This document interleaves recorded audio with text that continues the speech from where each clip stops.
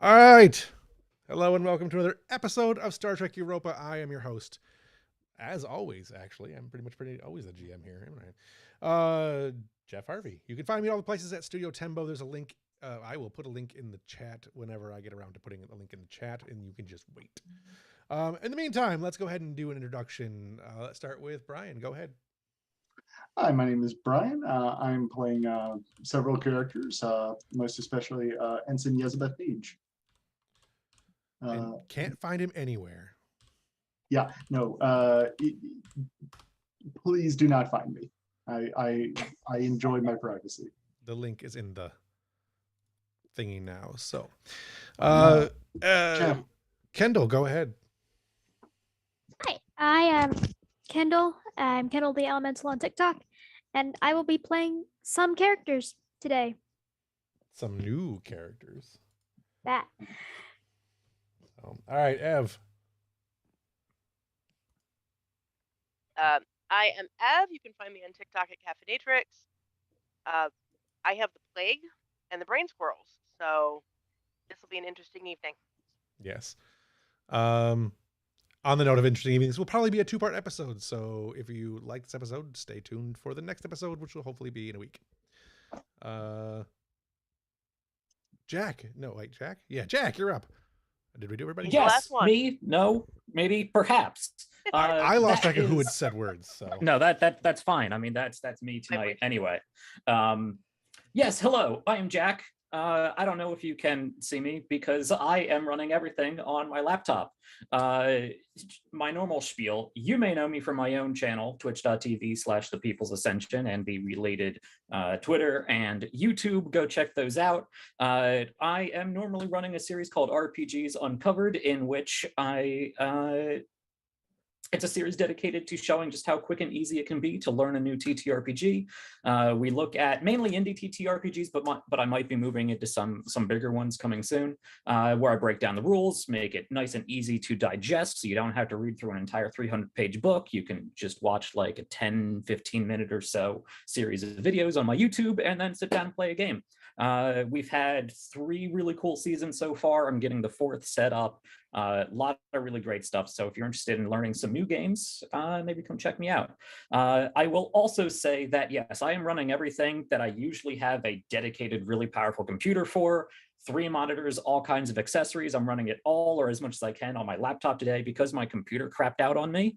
So we're going to see how long that lasts, but I will say I'm sure Jeff will be getting to his own shilling soon. Do support Studio Tembo as much as you can. Great show. Jeff's a great guy. Not only this show, but his other shows and all the people he brings on to talk with them. But if you are in some crazy alternate reality where you actually had disposable income and you like the idea of what I do, maybe consider heading over to my own Ko-Fi and helping me fix my computer, because it's going to be difficult for me to continue if I have to run on my laptop.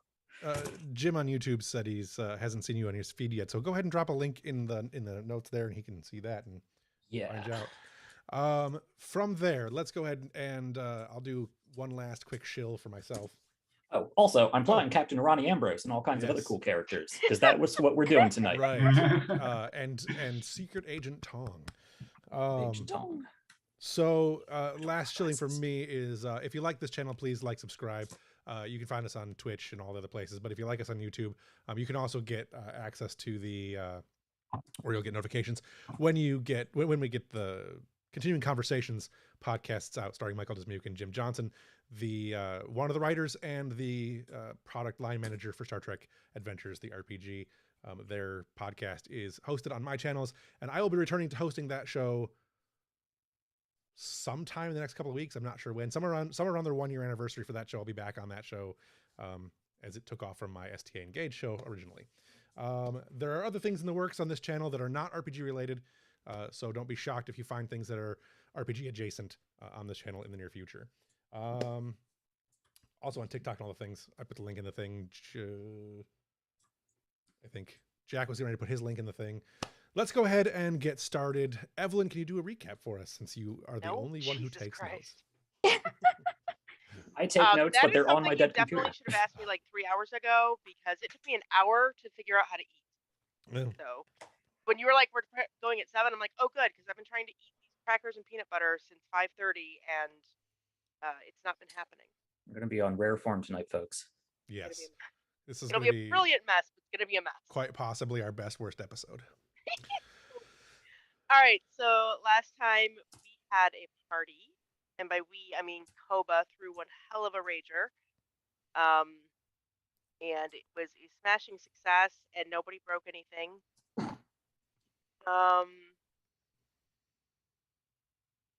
Sorry. Usually I do recap, like I do a recap to recap. I can actually, since last episode didn't really have a lot going on, we can skip a lot of that, but I do want to add some things that we did in previous episodes that might come up today. In the over the course of the season 1 and season 2, we've had a lot of dealings with the Tural's house of the House of Duras, son of Duras. It's the House of Tural now, and the House of way back. Yep, Varnak. The Nate and I wrote 11 times today and can't pronounce. We also dealt with a lot of other characters in that time frame and timeline. There was a lot going on with the Tel Shiar and Toshari, who was one of the characters that was introduced pretty much in the first episode, I think. There was a ring of spies that the Federation had uncovered or was in the process of uncovering. And Ambrose and company had found some information and taken it to the Romulan Empire, had to take it to the Romulan Empire to break the alliance between the House of Varnak and the Tel Shiar, which shortly thereafter we discovered that there was a coup or some kind of happenings on Romulus when was the last time we'd heard from Toshari and really from the Romulan Empire. There'd been a lot of silence coming out of the Empire since then. So those are some things that are interesting to know. If anyone has any notes, any remembrances of that, they can add it in there. Otherwise, we'll just get started. You guys remember much of that because it was a long time ago. Remember bits of it, and the thing you sent me today. Yes, and the thing I sent you today, which is more or less a complete recap of the thing. So I can use we'll use that as a way to feed some stuff in.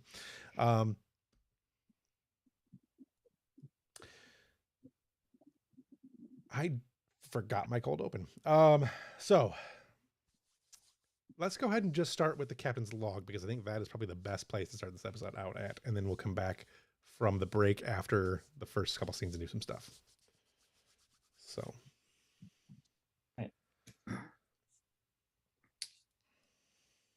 Captain's log, stardate 54739.2. Starfleet Command wasn't very forthcoming with details, but Admiral Aralani confirmed Europa's temporary detachment from the Narendra Task Force. We've been ordered to report with all possible speed to Starbase 234 and rendezvous with the USS Ranger. In addition, Eva reported that 2 members of the crew have received eyes-only encoded messages from Starfleet Security. Lieutenant Tong and Lieutenant Silva have been reassigned to the Ranger. I'm being kept in the dark here as to what is happening with some of my most junior officers, and I am not happy about it. To make matters worse, Starfleet Command has also dispatched JAG to look into some recent activity regarding my XO and Chief Medical Officer. All right. First shots open up as Europa is entering into Starbase, into the orbit of Starbase 234. Those of you who don't remember, Starbase 234 has had a lot of on-screen presence, or at least on-screen discussion in episodes of Next Gen. It's where Picard launched the network to stop the Duras interference as well. The Ranger's already there. When you arrive in orbit, you are promptly hailed by... What kind of ship is the Ranger? The Ranger is a nebula. Okay. I don't actually have a picture of the Ranger, but that's actually one of my other games that I ran. The Ranger is in orbit already, and as soon as you arrive, before you really have a chance to get situated even in system, you are hailed by Captain Fernandez. Captain Fernandez, Captain Arani Ambrose here. How can I help you? We weren't given much information. Nor was I, Captain. Unfortunately, we are in a bit of a rush. I've got a JAG officer who is quite impatient to come aboard, and I have been informed I must take aboard your 2 officers as well. We have to rendezvous. Not rendezvous. We have a lot of work to do before we get going. Lieutenant Commander Harris is the JAG officer that will be attending to you, and Agent Thomas from Starfleet Security is not giving me a lot of information. I'd hope he'd given you some more.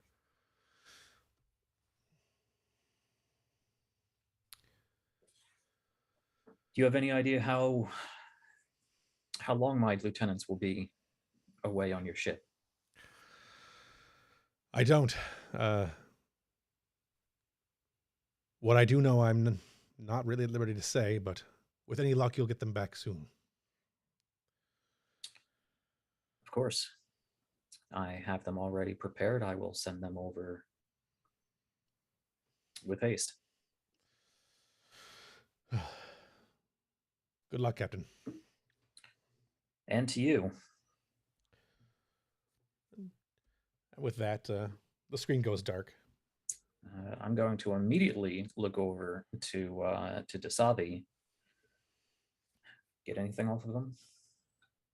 Actually, I can do that too. Did I get anything off of them? Tension and probably a little bit of uncomfortableness. He doesn't necessarily seem to think he doesn't necessarily know everything that's going on either. Just there's a lot of pressure on him.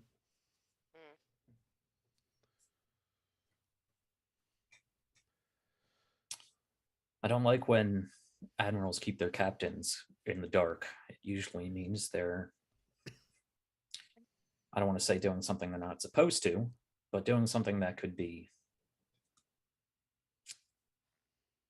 have far-reaching consequences that us captains and crew will have to deal with. Indeed. Down in the transporter room, Silva and Tong are prepared to transport over, I assume. Before you guys beam out, gentleman beams onto the ship who looks like this. Although, not distorted because I couldn't make it not distort. I will share that with you guys. I don't have how to do that.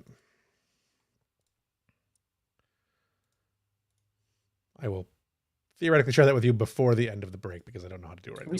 We see him. Okay. Yeah. I thought that was funny because it's actually the actor from JAG. But he beams aboard and looks at Tong and Silva and lieutenants. Commander, hello. We were just on our way out, but I heard you were coming aboard. Normally I would show you around, but like I said, we're just on our way to the Ranger.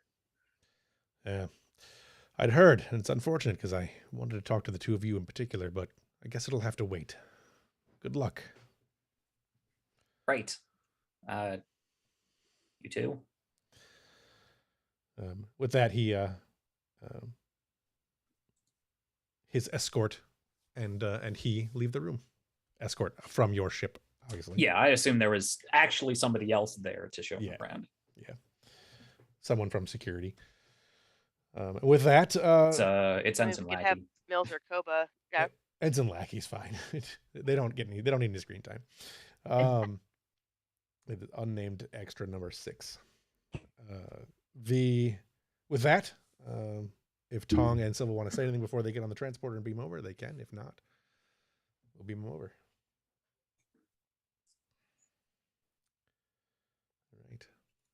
Tong just looks nervous. More noticeably more nervous than Tong's usual amount of hyperactive nervousness. Relax. They wouldn't be sending they wouldn't be sending us if it was they wouldn't be sending us if it was an important mission. It's probably just routine inspections of some kind. Right. Right.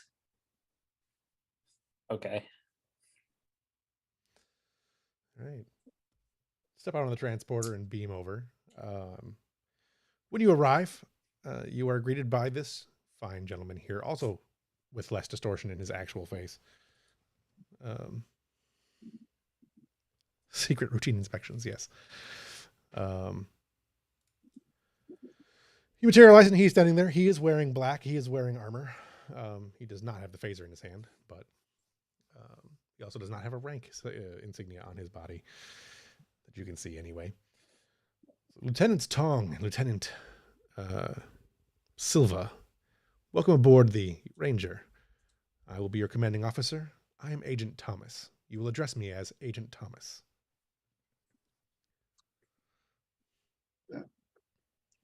Can't help but notice you're not wearing the Delta.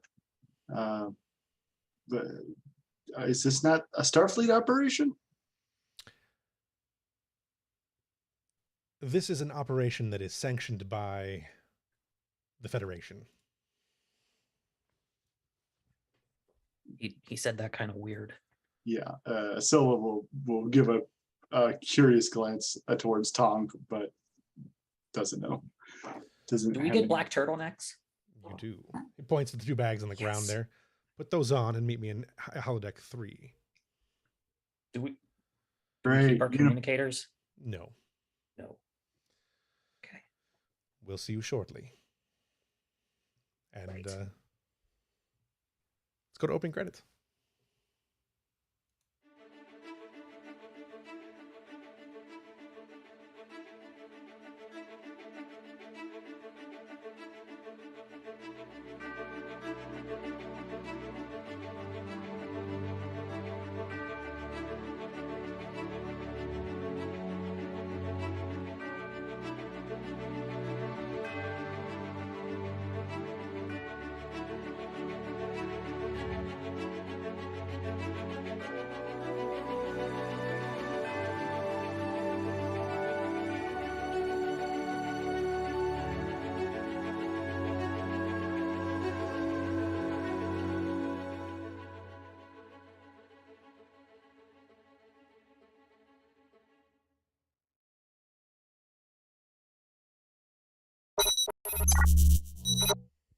I can neither confirm nor deny. All right. Back aboard Europa.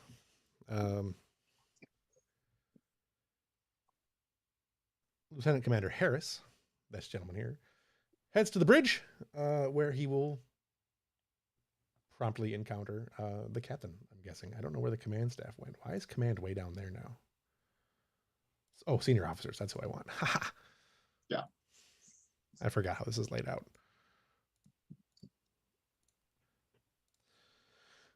He comes on the bridge. There's a definitive change in the sense of in both Ambrose and Dasavi. Your empathy and or telepathy promptly kicks in with a high tension and almost an eagerness coming from the lieutenant commander who comes aboard. He's dressed in his typical JAG uniform that should have gold piping on it, but it doesn't. Go around the, not like Admiral piping, but JAG piping. Anyway, he comes to the bridge and walks over to the captain and stands in front of you and hands Dasavi a pad. Captain Ambrose, my name is Lieutenant Commander Harris, and I am here as the Advocate General Representative in an investigation into the events that took place recently involving Commander Oneat.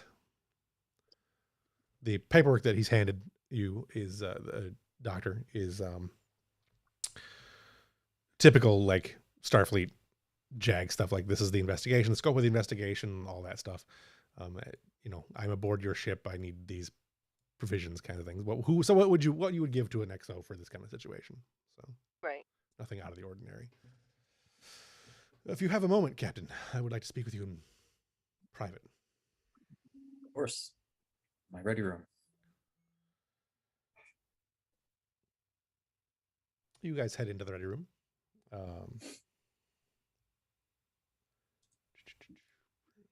Captain's ready room, anyway. There we go, ready room. Captain, I know this can be an inconvenience having JAG aboard ship. I hope to make this as uninvasive as possible, unintrusive.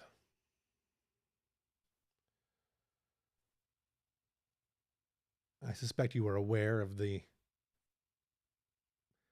reports of misconduct committed by your first officer. Yes, of course. Those reports were written by herself and presented through me. Excellent. I don't know what your relationship with your executive officer is, but I do find sometimes that these sorts of situations can be troubling for some crews.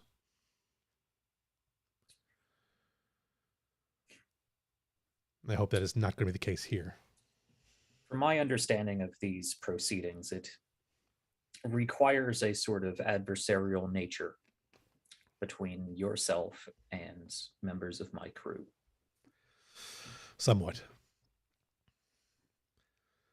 I think as long as we all handle this situation in good faith and with respect to everybody involved, I don't think there needs to be any extra commotion. I'll be frank, Captain. I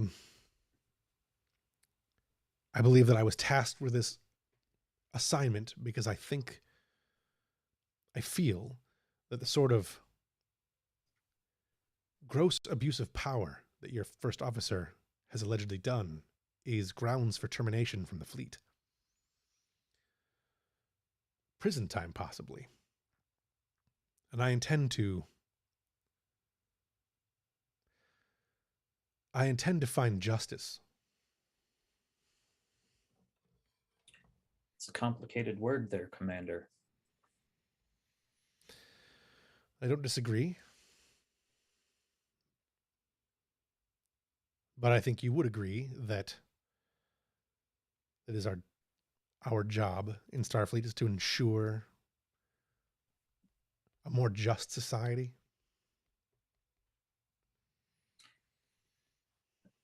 Our job in Starfleet is to uphold the principles of the Federation.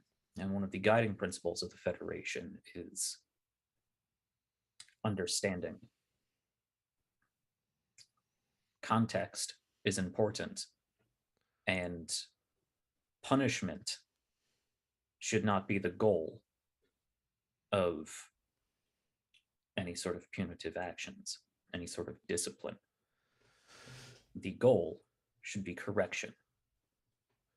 One of the founding principles of the Federation is the freedom of choice for every individual in the Federation, and really every individual outside of it as well. There was a violation of the Prime Directive, and there was an assault on two people. A grievous sort of assault.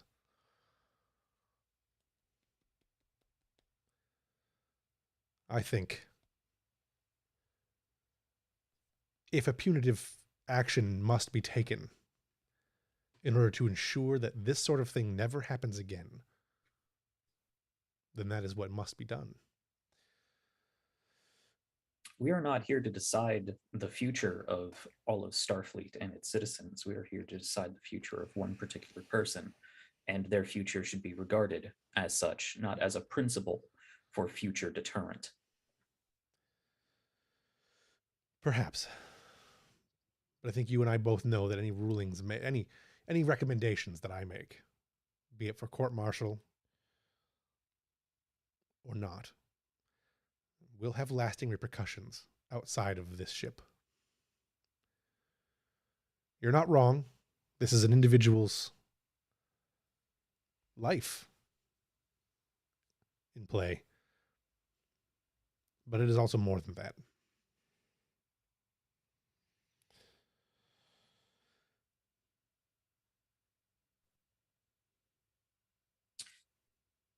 Well, I am here as always to uphold my duties to Starfleet and the Federation, and I will do so to the letter. That's all any of us can be asked to do, Captain. I do have, and he pulls another pad out of his pack. I do have a list of resources I will require, a rune office and things like that. There, as the executive officer is the primary suspect, I do not feel it's necessarily appropriate to go through them for all of my needs. I would agree. I can assign an extra liaison to this. And let me ask, actually, our cast here. My immediate thought would no, there would be a conflict of interest there too. I was gonna say Kendall, character Kendall, not cast Kendall, Right. But seeing as they're related, Yeah. I don't think that works. Yeah. Anyone else have any suggestions for who that should be? I think Mills might be an interesting choice.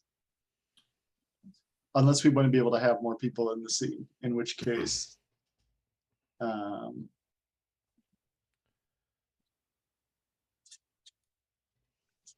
say if there are moments where the liaison needs to be present while Dasavi is being questioned, then yeah, not Mills. That gets weird.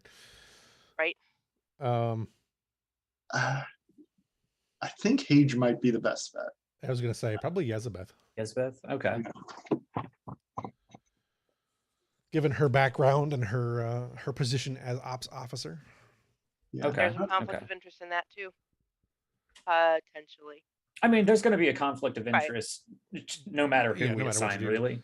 The conflict of interest, I don't think Starfleet would necessarily see it that way because the Hage symbiote is, that's not the way the Trill would call it.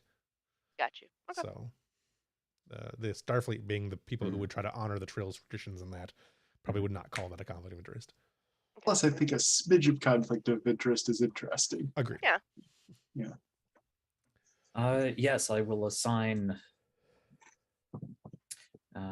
She's still ensign. I believe she's still ensign. She's still an ensign. Yeah. I will assign Ensign Yesbeth Hage to oversee it. Whatever you require. You can go through her for any concerns that you would normally go through the XO, unless clearance is an issue, in which case you can simply come to me. Any clearances that I require, I will do my best to keep everyone informed. Very good. Thank you, Captain. And I hope this is not too jarring for everyone. It's my hope as well. All right. He leaves the office, and as he's heading towards the turbo lift, he gives a glance over to Oneat. You get the sense of eagerness, almost zealotry from him as he heads off the bridge. You'll just simply give him a smile and a nod.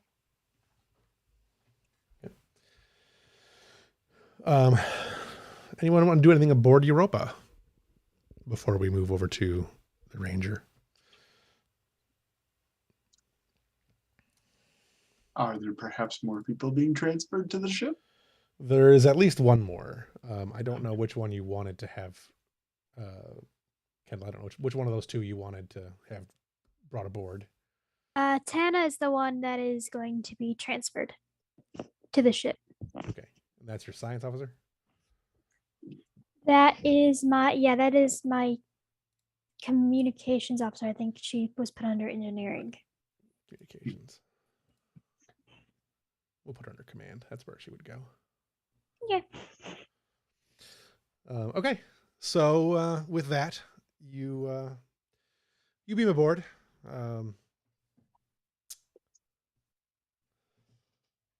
that Tana Sul? Is that what it is? Yep. That's funny. That was my one, almost exactly one of my characters from Eve's name. Anyway, you beam aboard. Europa is slightly different than other ships you've been aboard. The first thing you notice is that it's a little bit more modern. You're just coming from a nebula, which is getting to be not older, but slightly older. Yes, new guest and Gontong isn't here to greet them. You are greeted by the primary liaison officer from command, which is again nobody of particular note, who tells you that you can report to Commander Onet, who is likely on the bridge. But the commander will make sure that you are situated. Commander Onet, you are aware that this communications officer is coming aboard. So whether you want to be on the bridge or in your ready room or whatever you want to do. Left her on the bridge. She can still be on the bridge. All right.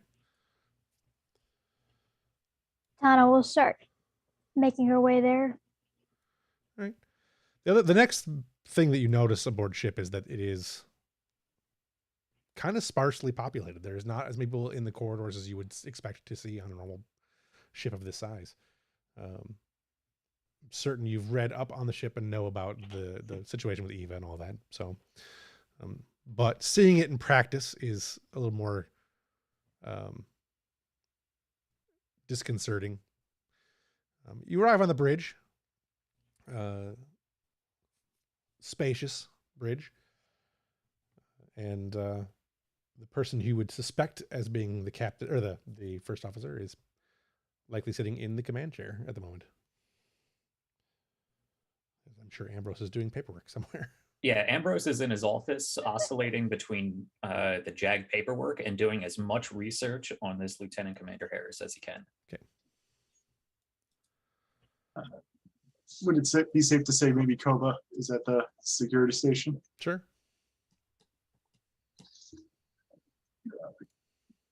Koba will say, "Ooh, fresh meat." Excuse me. Oh, that's an old Earth expression. It means valued new person. Tavi will stand up and turn around. Lieutenant Sewell, I presume. Yes. It's a pleasure to meet you, Commander Onia. Yes. Pleasure is all mine. Please don't mind our security officer here. She just kind of shoots him a got it look. And if I do recall my Earth colloquialisms correctly, that is not what that means. I will note that for future reference. And quickly gets back to work.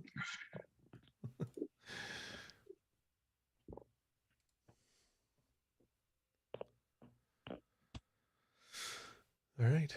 Anything else for that scene you guys want to do? She's gonna go find where she's supposed to be working at. Okay. Tavi will give you your room assignment and all that jazz. Okay.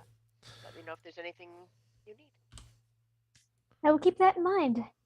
I'm not sure if there's anything I need yet, because I don't exactly. I've read up on it, but it's different being in person.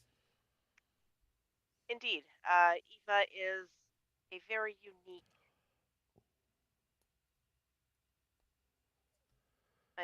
system. Europa is a very unique ship. Oh, I'm moving you to science because I just thought of a thing. You're going to be working with Lieutenant Commander Maxwell or Foxwell. Ugh. Can we get rid of him already? I just realized that this is a way to get rid of him. Oh, there we go. Okay. And we have a replacement. All right. Back over to the Ranger. We have Tong and Silva. You guys are working very hard in the holodeck. You are doing a lot of strenuous rock climbing and evading Nausicaan replicated warriors and that kind of thing. You've been working hard for probably at least 4 hours.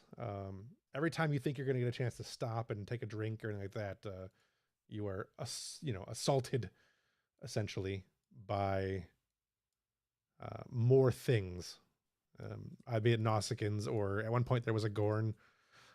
Just random weirdness continues to happen as you are in the holodeck. All while wearing snappy turtlenecks. All while wearing snappy turtlenecks and no insignias, and you have phaser rifles that are pretty much the top of the line. Like, these are the phaser rifles that the Europa doesn't even have, because they're next year's phaser rifles. They're next year's phaser rifles. Mhm. No tricorders and like that. You're just kind of on your own, and it's just the two of you. After a few minutes, after all of that time, you manage to find yourselves. You are being chased by some kind of like Horta with long legs and fast moving. It chased you up into a cave system and down towards a water pool, where the two of you decided that this would be a good place to lose a flaming rock creature with giant legs. And you managed to get into the water and swim to a small little island where the two of you are still sitting. You're both, wet and tired and probably cranky, and you have a moment to actually grab some rationing, take a couple bites. But you've been told nothing so far. Silva will reach into the water, pull out like a filtration device in order to convert some water into drinkable form. I'm sure the holodeck handles all that, and she'll toss some to Tong, and we better drink. Like, fumbles it all over the place as he tries to catch it. Right. Thank you. What are they going to throw at us next? A 50-foot Spock? I hope not. That would be terrifying, like everything else here. I did not train for this. I mean, I suppose that's what this is. But I'm a transporter technician. He kind of says to the to the holodeck, I am not a security officer. Are they training us to go up against a Horta with legs? I don't understand this training program at all. It seems to just be testing how much patience we have. Right. I was originally pretty excited for the turtlenecks and all that, but I don't know about Nausicaans or Gorns or weird muscular ostrich Horta hybrids. My guess is they must be, wherever we're going, they must not want to let us know ahead of time. Right. Ostrich. It must be something. We must be going somewhere where these things aren't, and they're just throwing the opposite at us. Right. I don't. Not really sure why they would want me on this mission. What are you talking about? You're a certified secret agent, Tom. Tom.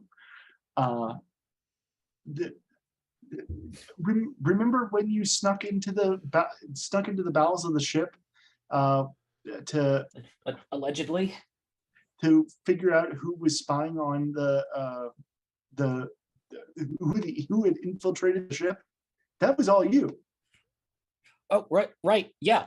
No, as an engineer, I'm very good at crawling through the various deckworks and Jeffrey's tubes of starships. I am less inclined to wrestle large reptilian aliens. At which point you guys hear some howling of sorts coming down from one of the cave corners. We better get going. I think the Hungarian blood wolf has caught our scent. Let's get out of here. I don't like any of those words. And you dart back into action, making your way through the various things. Let's go ahead and take that 5 minutes now while we're between stuff so I can go do this food real quick. I'll be right back. Okay.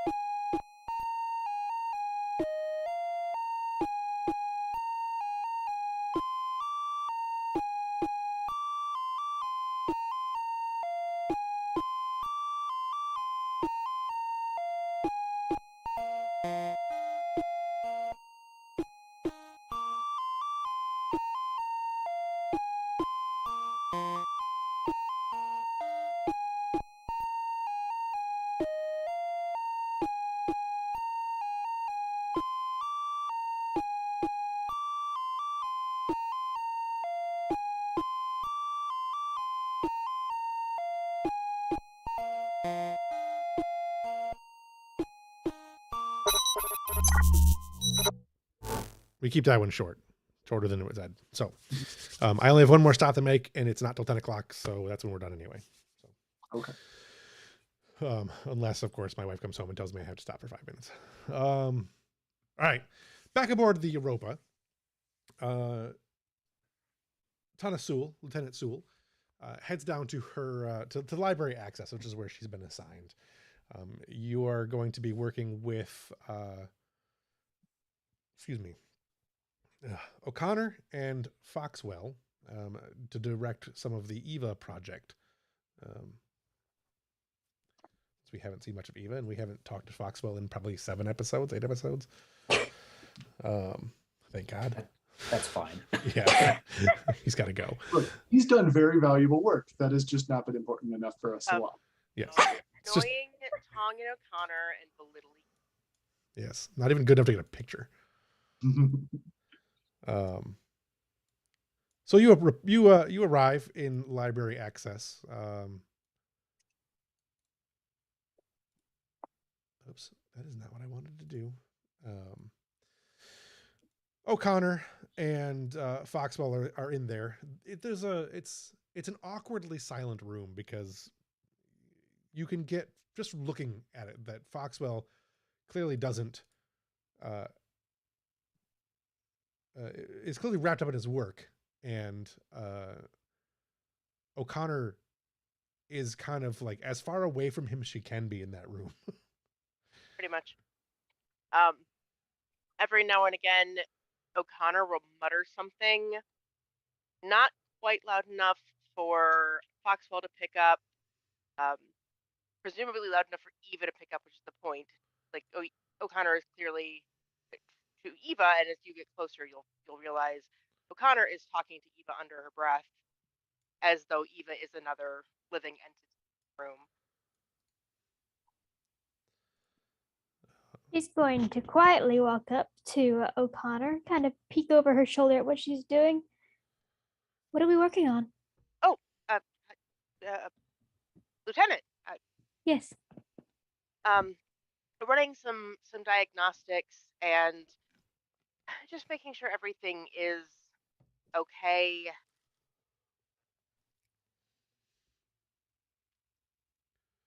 The commander has concerns about Eva and the amount of control she has over the ship. Wants to make sure that nothing can go awry.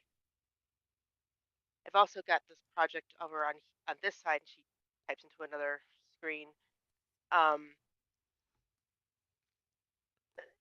We're working on the SSH. Was the Halloran station for a while.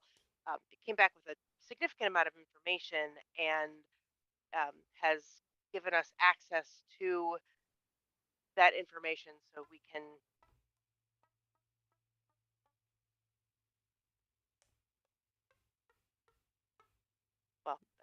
sort of parse out how AI learns, and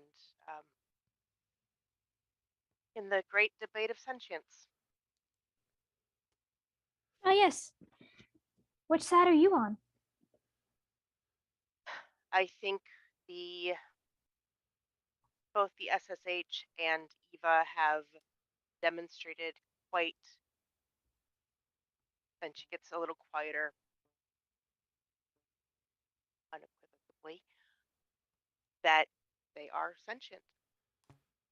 Eva feels, she has emotions, she experienced fear and worry and concern for her future, and the SSH clearly has an ego, and I don't mean that in the big head. I mean in that sense of self and a little bit of a big head, but don't tell me.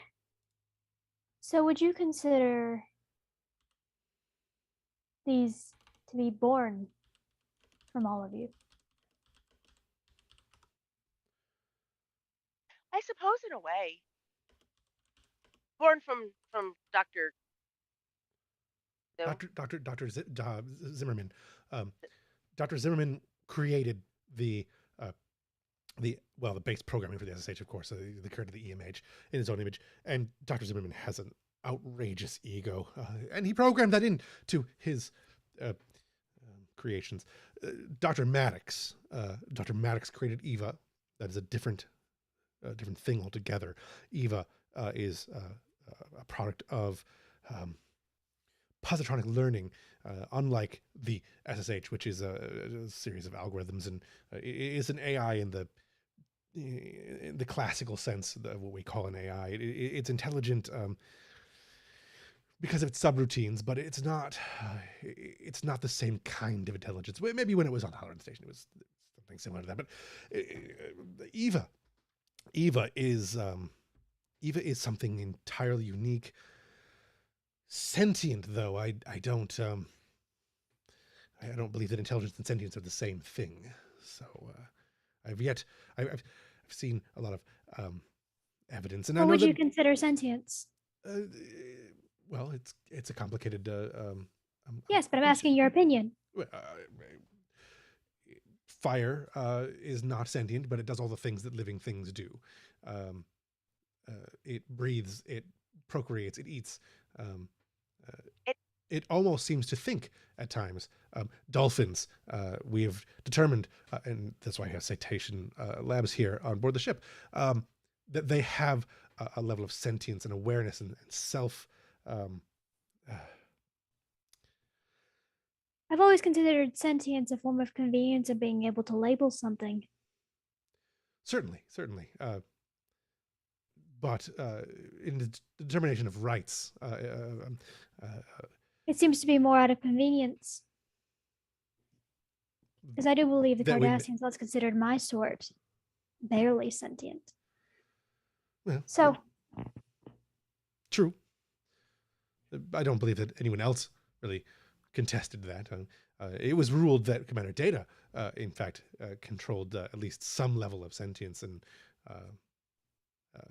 that is, of course, the foundation for what Eva is. But yes, but his sentience was determined and by people who were not of him. well, They was out of convenience. there were no others. There is no one else to assign him this. It was Commander Maddox was is the foremost expert on the Sung type positronic life forms, I suppose. And the whole point of this was that Commander Data, we wanted to, Dr. Maddox wanted to research Data more thoroughly to determine the level of sentience that may have existed there, and possibly create more of this. And we were not able to do this. So there is a lot of similarity but dissimilarity between Eva and Commander Data. Commander Data actually had the life experiences of hundreds of other humans who had. And you didn't put your life experiences into this AI that you were assisting? Of course not. This is a machine. She's designed to do tasks and perform the functions of the ship. Of course, her code is indicative of our understanding, our personalities, and our idiosyncrasies. But she is her own. Once she was activated, once it was activated, it took on some more of it like of its own, which is what an AI is designed to do. Sentience, though, that is the real key. And are we prepared to declare a ship sentient? Are you too scared to? I won't be aboard the ship once all of this is over. So I'm not the one who will be a parasite aboard a ship that could, given free will, choose not to be in Starfleet anymore and eject all of you into space. We could always ask her to let us stay. So, where am I working in here? Your station is, he points to one of the other stations there. Thank you. Of course. Welcome aboard. Pleasure. He gives O'Connor kind of a look, kind of a side eye, and I need to. I need to access the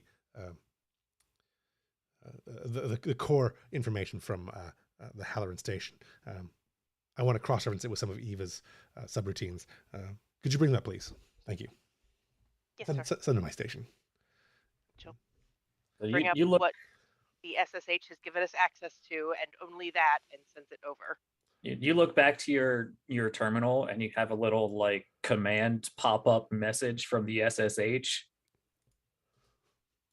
that just says Foxwell certainly demonstrates that intelligence and sentience are not inherently linked. She would give a little like snort, cover her mouth quickly and start cough. Sorry, it's very dry in here. Send the information over. All right. Back over to the Ranger. Tong and Silva, you've spent another probably four or five more hours in the holodeck. It is to the point now where you are utterly exhausted. Some of the things you've done in the last few hours was included breaking into a secured outpost Tong managed to get into and futz around with some of the cabling in there, and you guys have managed to find a hiding spot that is shielded. Tong did some magic fringy fingers, and you guys are in a shielded bunker. And about 20 minutes into that, you guys are both pretty much passed out when you hear the large sliding doors of the holodeck open, and faintly out of the corner of your gigantic lobes, you hear Agent Thomas, computer and program. At which point the holographic things go away and the two of you kind of fall backwards from whatever rocks you were leaning on. Mm-hmm. Ow. Oh, jeez. Do you mind telling us what that was all about? I was testing your ability to operate under stress. You've both done an excellent job. Your skill sets, I think, are quite suited. There's some. Go ahead. Right. There's someone I would like you to meet, and then I can explain more. Is it a Gorn? Is it a Horta with legs? I believe it is someone you already know. Please follow me. You guys head out into the hallways and down the corridors, and you notice that there is no one else in these corridors between where you are and where you're going. It is just the three of you. We're out of the simulation, right? You don't think this is one of those weird simulations inside a simulation that sometimes happens? I can't say for sure, but who could say with total certainty? I don't have it anymore. You step into, you arrive at the next door, and it says brig. You step into the brig, and you can hear the distinctive hum of one of the shields being up, but it is obscured. It is there is an energy translucency to it. Please have a seat. Point as Thomas gestures to a couple of chairs, and then he steps over to where the switch for the door is, and flips it, and a recognizable form and face appears. I lost him though. It is Teketh. Sorry, my Zoom went out there for a second. Did I miss anything between what I was saying and us arriving at Teketh? No, just sitting down. Okay. You missed sitting down. In the brig. In the brig. In the brig. I do love sitting.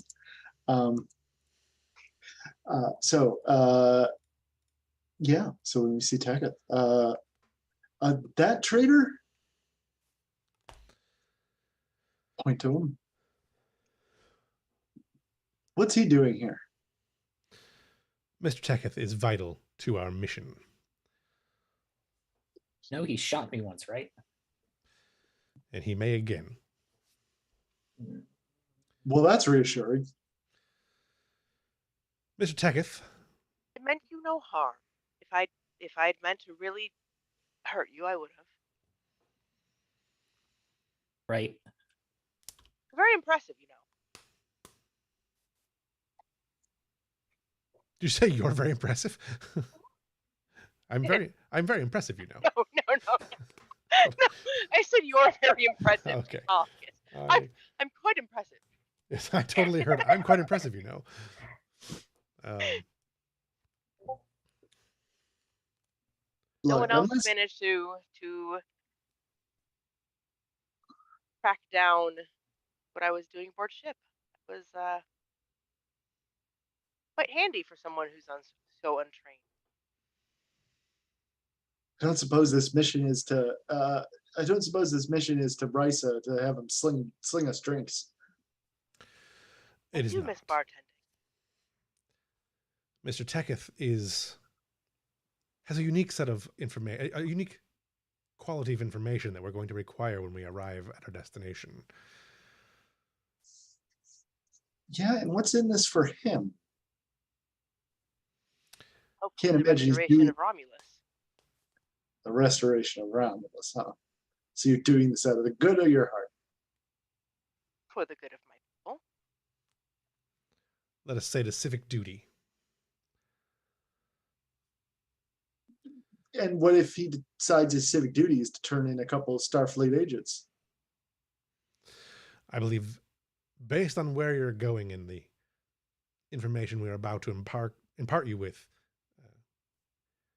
Mr. Teketh would find himself right alongside of the two of you being vaporized. She'll cross her arms, ready to hear more. How much of the situation on Romulus do either of you know? You're fairly low ranking, so I assume very little. Romulus is a pretty closed book. It's hard to tell. Well, some months ago, your crew conducted a mission for Romulus, along with a Subcommander Toshari.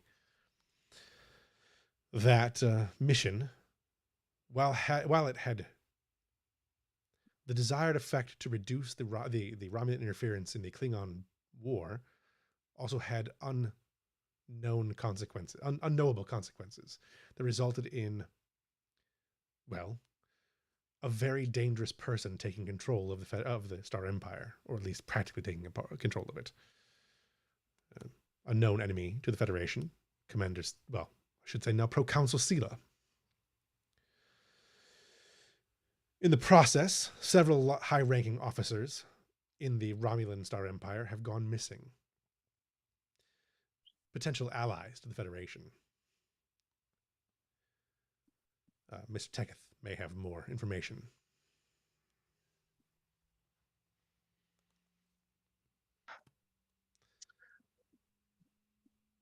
If you want to expose any of the information that you have, otherwise I can do it. I don't know if we can trust you. After all, you were giving our information to the Romulans. That's why we stopped you in the first place. I was giving your information to the Romulan Star Empire in an attempt to build our own forces and our own technologies so we can beat the Tal Shiar. Well, I suppose that's not something you can go up and knock on our door for. Toshari tried and didn't get it very far. All right, fair point. What do you think, Tom? Do you think we could trust this guy?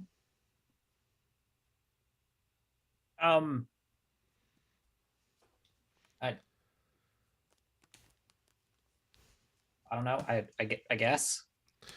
I guess he could have shot me worse. And I mean, he could have blew up the ship. Really, a lot of fancy bypasses and a lot of fancy engineering that went into all of that subterfuge and communication scrambling and decoding and encoding and all of that. It was fairly impressive to the point that probably could have done quite a bit more. If he wanted to, and if I didn't catch it. Romulans do tend to be quite I guess patriotic. So I mean, if this is in the best interest of Romulus, then I guess he would. But then there's plenty of Romulans that I guess see something different about what's in the best interest of Romulus, or else there wouldn't be factional problems. Why do we need a transport operator for this? We'll get to Your that. skills as a transport operator are not exactly what we're looking for. The skill that you showed in tracking me down and following, even realizing that something was awry. Those are the skills. Mr. Teketh has been in the care of Starfleet security for some time, since you discovered he was a spy. He's been aiding our covert teams to make sense of the goings-on Romulus. However, since the disappearance of Toshari, Subcommander Toshari, Commander Toshari, ranks change so frequently, Teketh's remaining contacts in the Empire have gone dark, one by one. Until about a week ago, we were blind on Romulus. We had no information.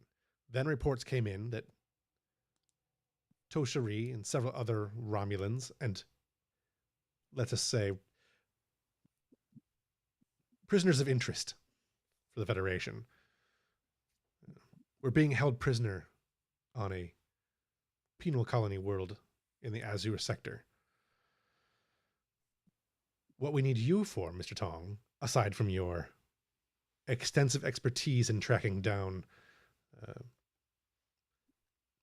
technical sabotages, let us say, is actually a familial connection that you have. Right. Right. And I think I don't know if I'll be as much help there as I think you think I will be, because if I could, then I don't think I would be here in the first place. So you probably know more than I do. Silva will slip her arm around Tom's shoulders and she'll go, listen, you'll be fine. Right. We make one hell of a team, the two of us. We can do this. You wouldn't be the first transporter operator who had to go on a tough mission, and you've got the lobes for it. I think you can pull it off.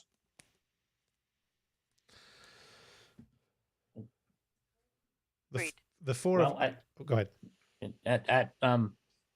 Okay. I mean, I guess if we're going someplace that Romulans hang out, it's unlikely that we're going to have to run away from another Gorn. I mean, it is a prison colony, so maybe they have Gorn prisoners. I really hope they don't have Gorn prisoners. I can't imagine. Go ahead. I can't imagine a Romulan prison is any more fun than a Cardassian prison. So I'm going to enjoy getting people out, especially if they're political prisoners. Right. Yes. No. Oh. Good. It all sounds very exciting. I look forward to playing around with more Romulan technology. It's not something I get access to very frequently, and it's very different from Starfleet technology and Ferengi technology. So that's always fun. We are out of that simulation, right? That's certainly hope so. A need to know basis. The four of us will be arriving at a rendezvous point that is unmarked on that will be otherwise unknown. We'll be rendezvousing with let us say a smuggler, where Mr. Tong will aid us in finding passage, in securing passage. From there, we will be traveling to Karaya 4.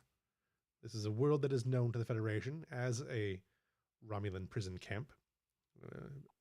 One Mr. Worf from the Enterprise found survivors from the Kittimer massacre on this world.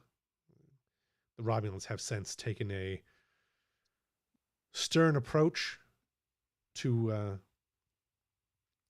disciplining its prisoners. The people that are there now are high-ranking officers, high-ranking political prisoners, several of whom could help bring some stability to Romulus, which, as I think you would surmise, would be of great benefit to the Federation at this time.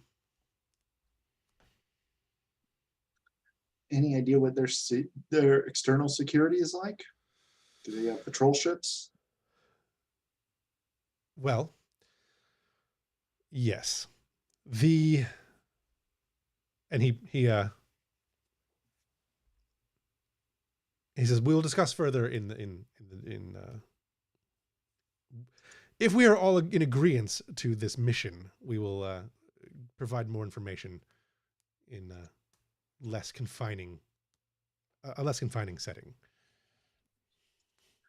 She'll look at Taketh and she'll give him a glare, and she'll say, "You know, you did only stun Tom when you could have killed him. It would have been more convenient for you to kill him, but you stunned him. That wins you some trust from me. But don't think I'm not going to be watching you." I expect nothing less. All right, I'm agreed. Let's do this. All right. The scene transitions to a room that has, displays and holograms and all that kind of stuff. We don't need to jump between, but before you transition, Mhm. he will say the last thing he'll say in that scene is, and since we're all going to be great friends, you can call me Ladal.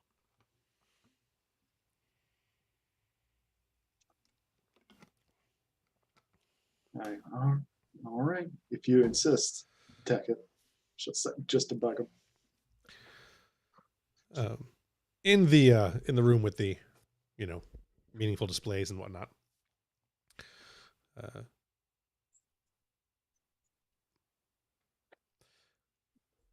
I forgot where my note was. Okay. He tells you that he brings up the information on the planet and everything else, and this is from the episode. I think Bloodlines. I think it was the episode where this planet was from.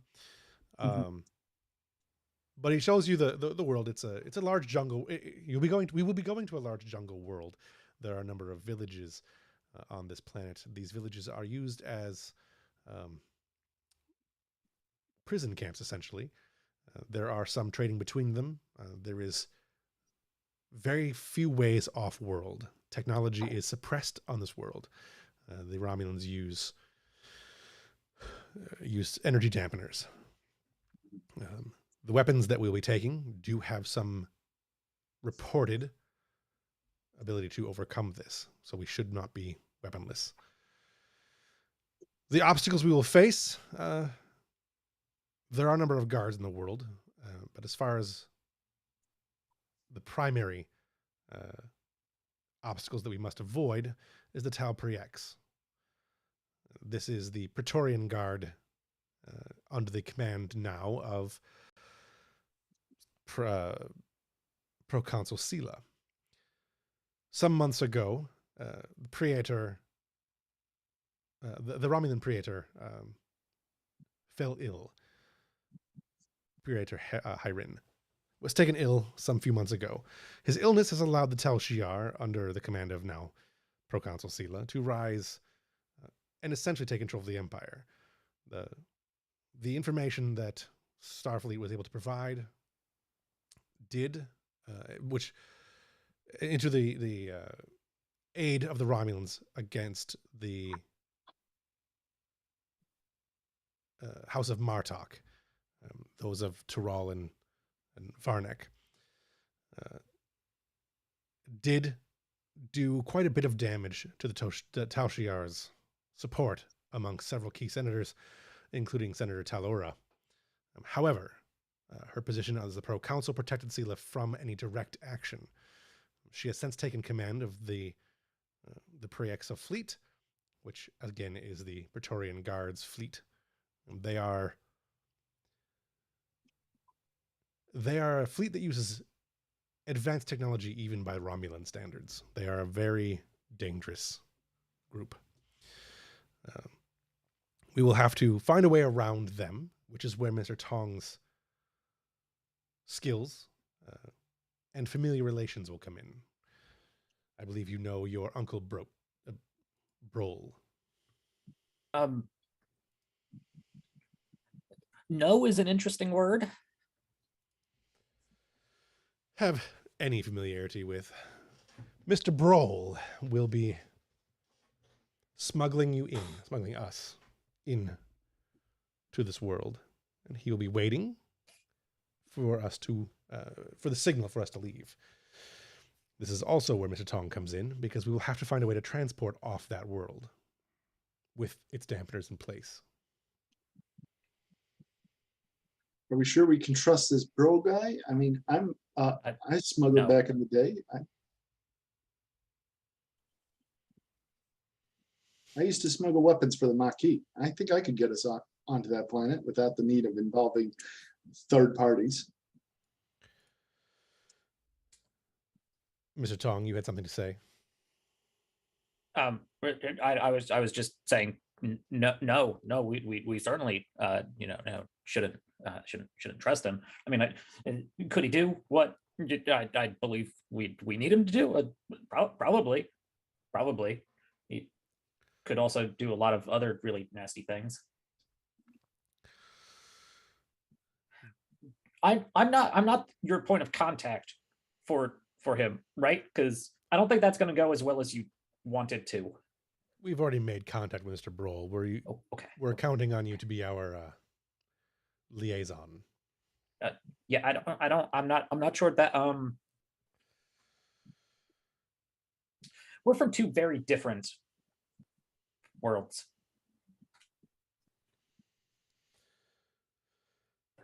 Yes, indeed. In fact, everyone in this room now is from very different worlds, Mr. Tong. Right. No, I know what you mean. This is one of those situations where your Starfleet training and your... Yeah, I think it's the Starfleet part of that he's probably going to have a problem with. Most likely. Well, we Right. don't have to tell him we're with Starfleet. Well, he knows I'm with Starfleet. Good point. I mean, my whole family knows I'm in Starfleet. Most of Ferenginar probably knows I'm with Starfleet, and most of Ferenginar probably doesn't like it. I mean, maybe not most, but a good amount. Especially people like Brol. I mean, he gives bad Ferengi a bad name.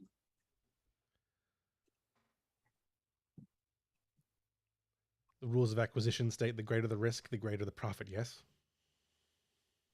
It does, yes. You and your uncle stands to gain a great deal of profit. I hope so. I hope you're sending him a galaxy class full of latinum, because anything less. He's more likely to trust, even from a Starfleet officer, a Ferengi, than he is to trust the rest of us. Mr. Brol has agreed to meet with us. I expect that beyond that, we're going to require you, or possibly Miss Silva, to get us the rest of the way. I gotta Right. say, this sounds like a dangerous maneuver. Flying pretty close to the sun here. We're breaking into a Romulan prison camp. I can think of easier ways to do it than And- depending on a mercenary. Hopefully out, Hopefully Coming out. from a mercenary. and hopefully not sold to Orion slavers or something, allegedly. Get yourselves ready. Technology that you require may not work on this planet. Well, not require, but technology you may otherwise find useful may not function on this planet. So it is now a good time to put your engineering caps on and think of ways around any possible situations. This is why we spent the last 16 hours or so in a simulator. Just see Is how that you what can that was think on your supposed to? feet. Mm,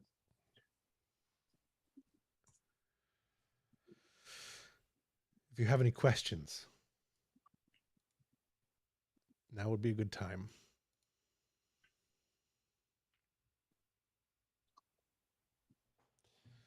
In that case, I'll see you back here in 15 hours. I don't think I have to tell you that this is to stay between us only. is there anyone else even on the ship? I haven't seen anybody. There's no one else on this deck. This deck is reserved for us.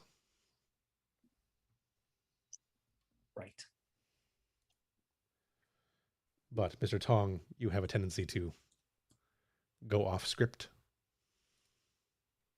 Miss Silva has a reputation for going off script. Sounds like you want people who aren't going to follow the rules. I want people who aren't going to follow the rules once we get on the planet. Until then, it's everyone's best. It is in everyone's best interest if we follow at least a few rules. She looks skeptically at that. 15 hours. Rest up. All right. He dismisses the lot of you. If you have anything else you want to discuss without him there. I do, yeah. I don't know about the two of you, but I don't think this is. I don't like this relying on Brol. If Tong doesn't trust him, I don't trust him. What do you say we take this mission in our own hands? I think that would be a gross misstep. I don't think we know enough about the mission to do that, considering we don't know where we're going or what exactly we're doing. He gave us the world. We know where we're going. Yeah, but worlds are big. Yeah, well, we can figure that out. Right. I mean, believe me, I'm the last person who wants to see Brol, and vice versa, probably, really. So if there is a way around that,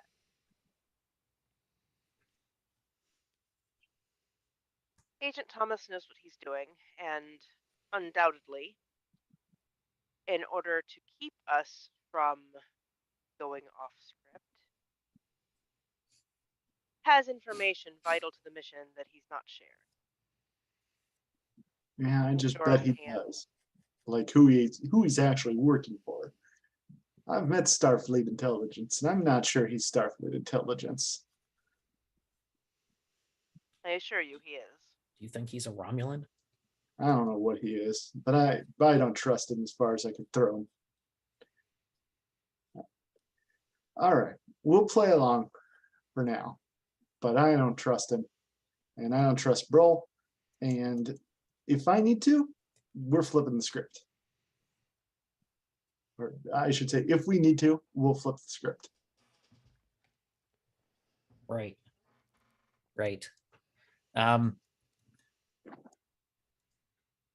Well, I guess if we do have to rely on Brol, we should probably try to make it as easy of a job as it can be for him, just so that everything goes smoothly and in the right order and to the right places with the right people. Wow. From my day back smuggling weapons for the Maquis, if there's two things that matter to a smuggler: money and not getting caught. I don't think he's going to do this unless we can guarantee we're not going to sell him out.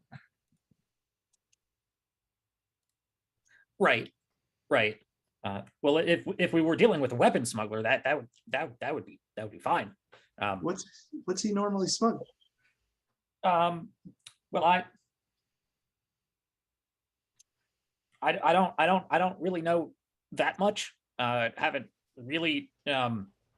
Like I said, he gives bad Ferengi a bad name. So my side of the family and that side of the family didn't really get along well that much before I went to Starfleet, and definitely not so much when I went to Starfleet. So my information's kind of a little out of date, and kind of, a lot of hearsay and whatnot. But I believe.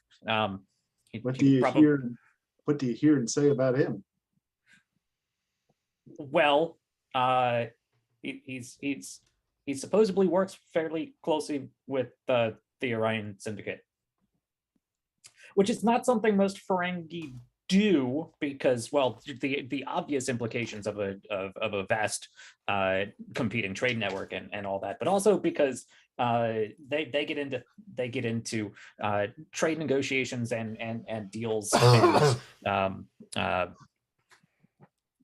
and contraband and whatnot, that it tends to be that the risk associated usually outweighs the profit, for most Ferengi, at least, especially working within the ever growing bounds of the Federation and whatnot. So yeah, all right. Well, it sounds like a rough customer. Well, we'll have to be careful.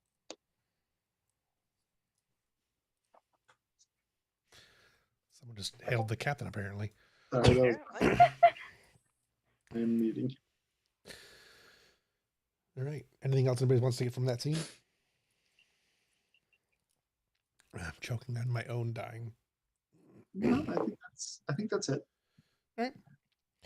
Back aboard the Europa, Commander, I should say Lieutenant Commander Harris calls. What's that? I was just gonna say we've probably converted like the one of the modular laboratories into like a modular office. Yeah, some kind of office for him. Elizabeth and I don't remember where I put him, but the commander, Lieutenant Commander, are in the office working.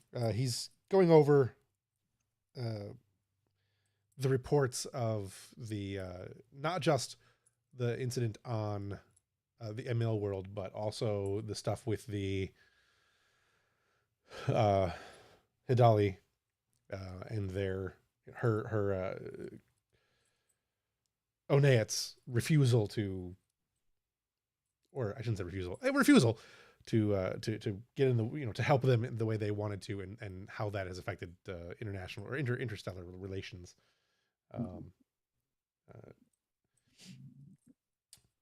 And then he calls down to wherever the commander is, Commander Oneat. Commander Oneat, this is Lieutenant Commander Harris. Could you report to my office, please? Certainly. She will make her way to his office. Ensign Hage, you have some familiarity with the doctor, yes? Yeah. She and Jorad were friends.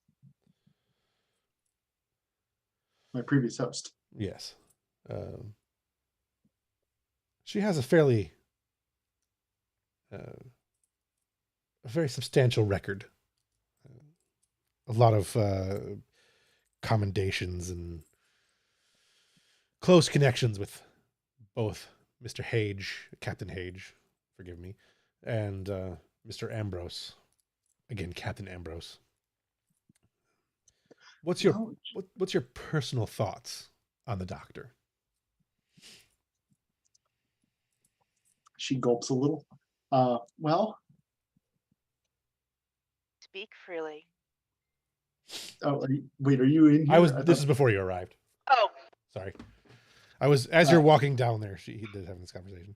yeah, Gotcha. she comes in. Okay. She comes in with a pile of pads and is talking as she's going over them. And she says, "Well,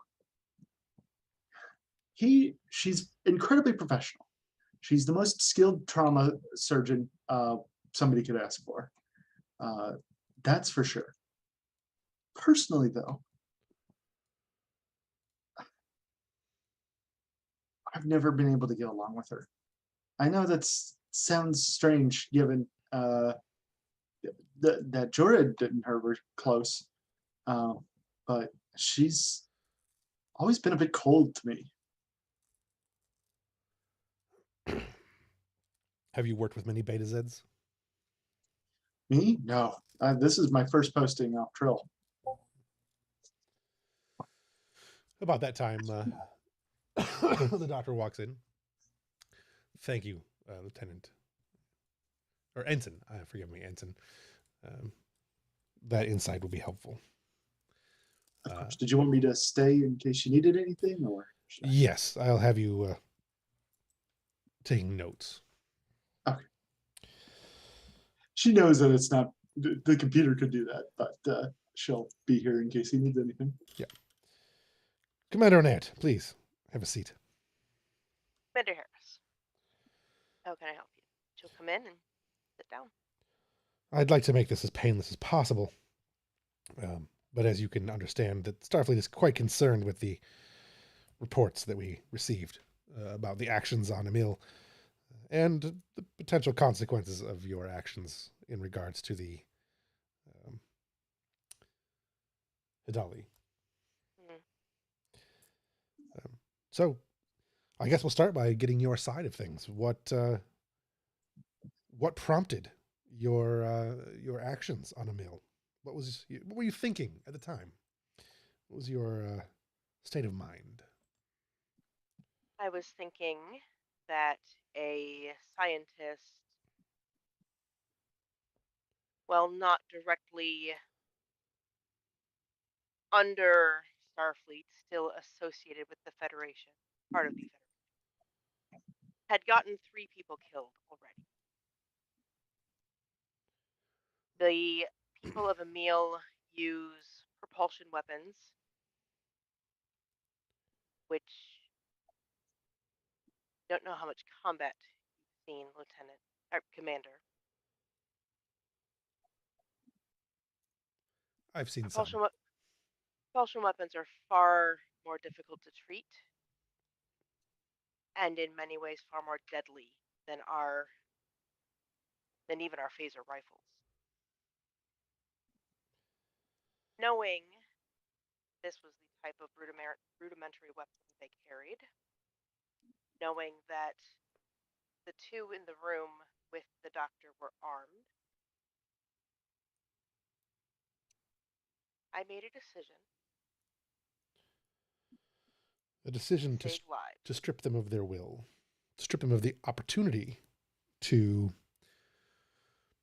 perhaps turn over the doctor or to be reasoned with.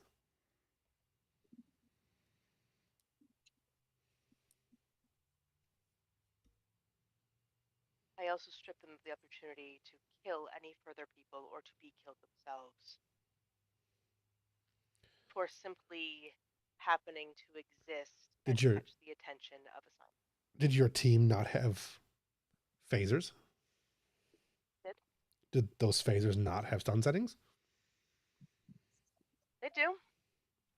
Is there anything that you can think of that would indicate that the Emil would not be able to be stunned? We know very little about the Emil people, other than they are similar to the Trill in their symbiosis. Ensign Elizabeth, I'm no expert on Trill, but I assume you at least have some significant knowledge. What is the effect of stun weapons on joined Trill? Perfectly normal. The trope physiology, we're more vulnerable to is it mosquito bites? I don't Parasite. know. Mosquito we bites, have- yeah, that's one too, yeah. Oh yeah, that's one. Yeah. But yes, parasites. And heavy stun is more dangerous too. Yeah, on very high settings, maybe, but I've never heard of permanent damage being done with a phaser on a joint drill. But it's worth noting that there were indications that the physiology of these things was different from the drill. As Jansen has said, the symbiotes of the mill were rapidly changing their physiology. They were evolving at a rate, one could say, potentially unseen in other cultures. Of course. Very well. The discussion with the Hidali. Your captain, of course, agreed with your assessment of the situation that perhaps their treatment of their own citizens may not be compatible with Federation ideals. As did Admiral Arlani. Had you spoken with either of them prior to your, well, as the Hidali call it, an outburst? Indeed, I did. What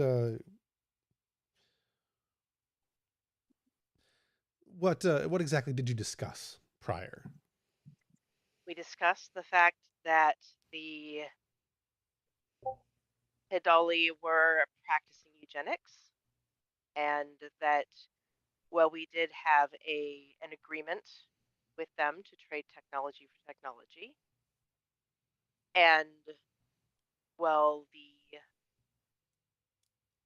Starfleet ideals state we will not impress our own morality upon any other culture, and rightfully so.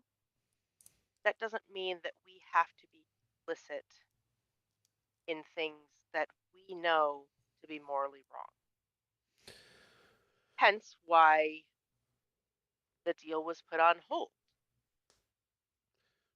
Yes, pending any further negotiations between the Federation and the Hidali. Indeed.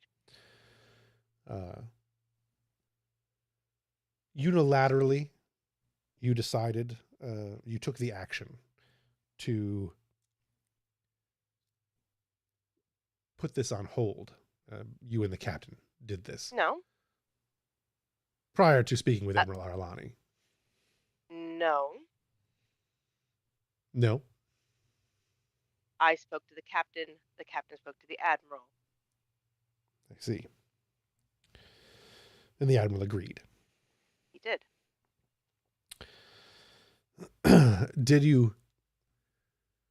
Had there been any indication of an immediate conflict between the Federation's ideals and the Hidali's actions?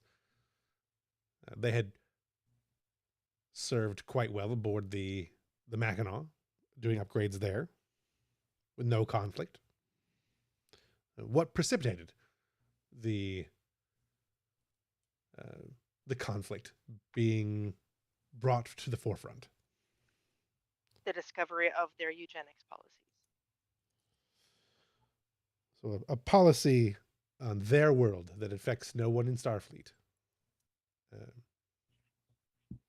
A policy that if we choose to do business with the people that hold those ideals, we co-sign those ideals. Silence is complicit. And as a result, of this potential complicity,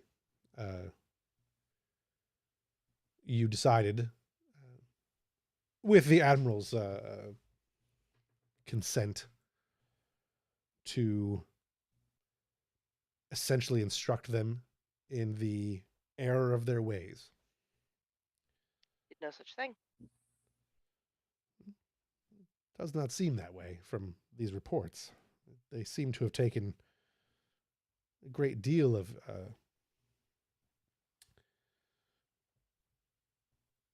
coaching, I suppose, as they felt, at least their reports indicate there may have been some tension in regards to their belief structure and how that may have been morally repugnant. I will say first off, Commander, facts are not feelings. Feelings are not facts. No, but international relations are, and the facts of international relations are often reliant on feelings. Intergalactic relations. A lack of care, as I'm sure a doctor with bedside manner, who was trained in bedside manner, would understand that the way we present ourselves can absolutely have great effect on patient relations. In this case, if the councilwomen, I don't have her notes in front of me, the leader of their people, Dr. Joanne? Yes. Sorry, that was the leader of the delegation. yes, Dr. Juwan, her reports are quite complimentary. Her personal logs do not reflect that necessarily, but it seems that you performed a great service to Dr. Juwan, and she is quite appreciative of it. However, let me come up with the name here. Chancellor Brienne and the council felt that the initial reports from Dr. Juwan indicated that you and the Europa's crew, not necessarily specifically just you, although your name is cited repeatedly, may have precipitated a decline in negotiations and created a hostile environment to negotiate from. Well, that is not... that is a fact based on feelings. Fair. There was never any intention of creating hostility, and I can understand from their perspective how that would make negotiations hostile. Have you ever had patients tell you that that they feel a coldness to your bedside manner?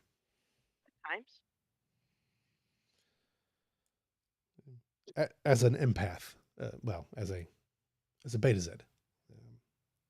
You would feel Elizabeth mentally flinch. As a betazoid, you have the ability to read minds, to sense thought, as is evidenced by your actions with the Emil. Indeed. What do you believe would be the reasoning for such coldness in a bedside manner of a doctor who can literally sense the emotions of her patients? Is it a choice, is what I'm asking? Do you choose to separate yourself? There are times, especially in an emergency situation, where you have to separate yourself. Where allowing the emotions to overtake you divorces you from the logic that is required to save someone's life. Being not a beta Z, I imagine you don't know that it's not simply cueing into your specific emotion. I am in touch. I am at times inundated with the emotions of every single person on this ship. You're right. I can't possibly know what that is like. And as a result of this, you feel sometimes it is necessary to divorce yourself from those emotions and lean towards a more logical and fact-based analysis. Indeed. What about your parenting styles? If you'll forgive me, we are aware that there is some unease with your daughter who now serves aboard this ship as well. Does that also include, or do you believe that that may have also been caused by perhaps a divorcing of your emotional self for a more logical one? My parenting styles are not a question here, and they are not relevant to my service to Starfleet. Your parenting technique, you're correct, is not in question here. I am simply trying to establish a potential pattern in the way you resolve particular conflicts. I have decades of service history from which we can establish a pattern. Yes. Yes. And that certainly is taken into account.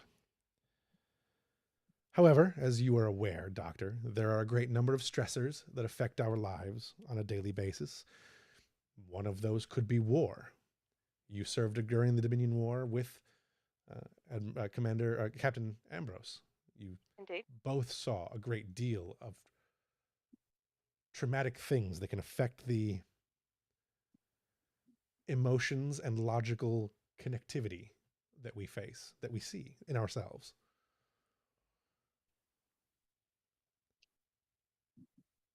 You have decades of experience and a record that is quite astonishing.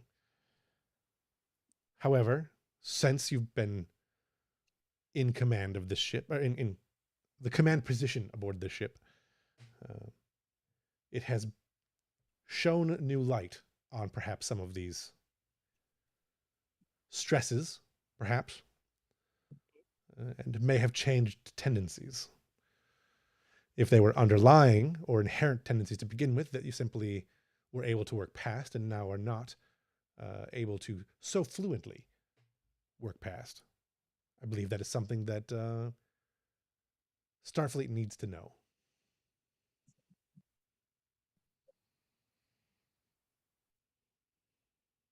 Would you disagree?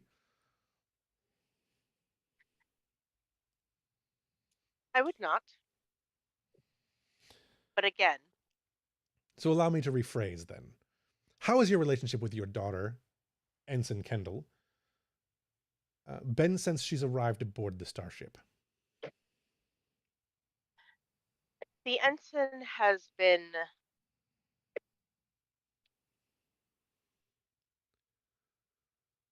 Cold? troubled. She has been experiencing some psychological distress of her own that seems to have preceded her arrival aboard ship. She has been referred out to the ship's counselors as, well, I am her commanding officer. It would be a conflict of interest for me to attempt to work with her closely in whatever is beleaguering her mind. Understandable, all within reasonable protocols. Indeed.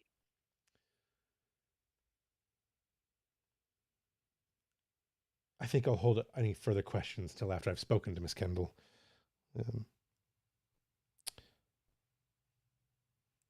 Do you have anything you want to add? Obviously, these interviews are going to continue. The potential outcome, I should make clear to you, this is an investigation to determine whether or not a courts-martial will be held. The result of which could be anything from being found not culpable for any situations that have arisen, all the way up to and including a great deal of imprisonment. The only thing I would add is I believe in Starfleet and what Starfleet stands for. If I didn't, I wouldn't be here.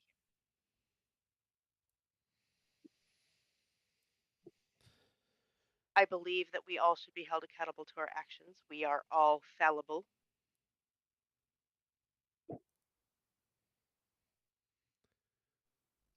And I have done nothing to hide any of what I have done. Some of what I've done, I stand by. Well, then I will simply ask the question: do you believe that your actions, regardless of the outcome and the number of lives potentially saved, do you believe that the ends justify the means, that controlling another person's autonomy, taking that from them, is something that is that would be in keeping with Starfleet ideals?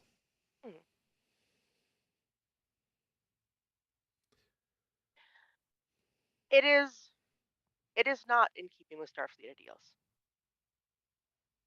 Is it something that you think you would do again, given a similar circumstance?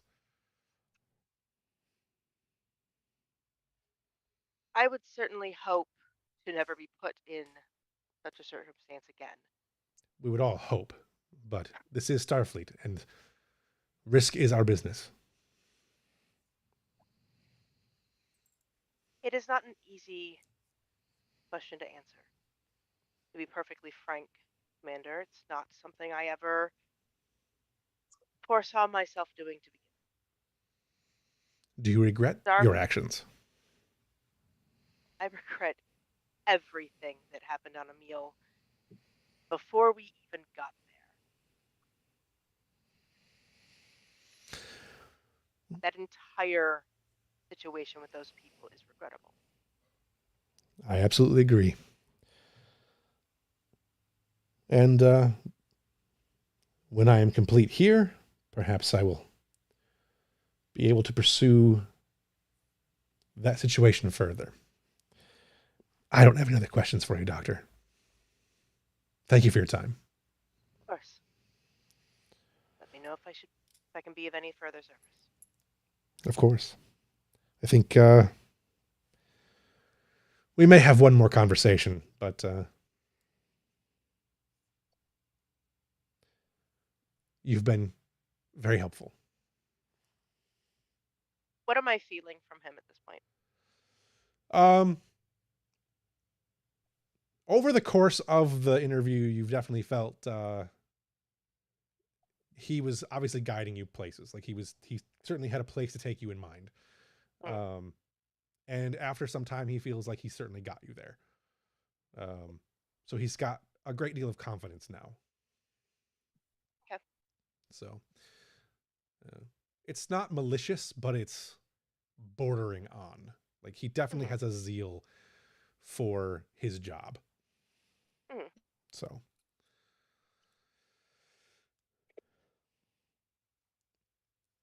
so you exit, I assume, unless you have anything else you want to say. Well, Ensign Elizabeth, what's your thoughts? You've seen how she acted. Oh, me? You're asking my opinion? I don't know if I should really be commenting on the executive officer or my friend. In this particular instance, you are aide-de-camp to Starfleet, the Starfleet Justice Judge Advocate General. That's the word I'm looking for the Starfleet Judge Advocate General. In your professional capacity, you have some experience. Well, at least Hage has some experience in dealing with matters of command. How would you have handled a subordinate who did something along the lines of what Dr. Onea did, hypothetically speaking? She thinks back to, she tries to put herself in Hage's shoes, which is incredibly easy given that she's a Trill. Right. She might literally be and wearing his shoes. Yeah, she stands up a little straighter and takes kind of his posture as she says, well, mind control is not something to mess around with. People have secrets, thoughts, feelings that they deserve to hold on to and be protected. And she broke that trust. I know she didn't do it on purpose, but I think the correct course of action would be, put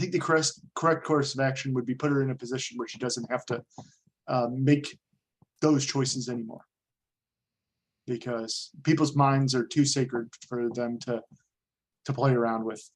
And if she can't control herself, then she deserves to not be put in the position to have to. Well said. She shrinks. She goes back to Yezebeth, basically, and says, oh, that's what Jorad would have done anyway.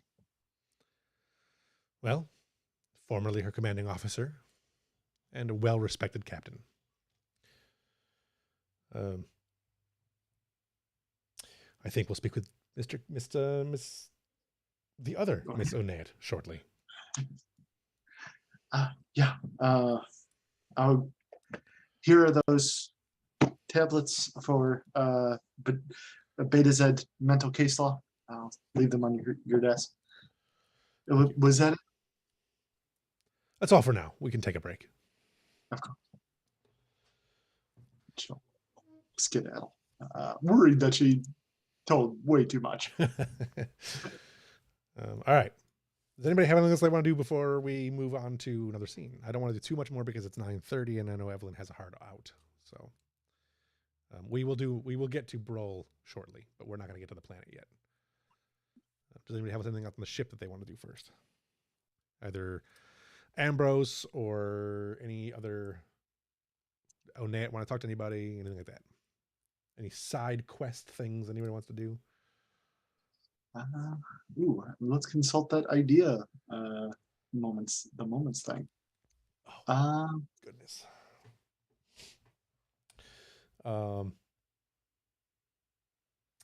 We have another new character that we can introduce as well. Yeah, why don't we do engineer, that? correct? I believe. That's exciting. Yeah. Geologist. A geologist. Science officer. Right. He needs to talk with Kostra. Kostra also has geology as a focus. Okay, so here's what we'll do.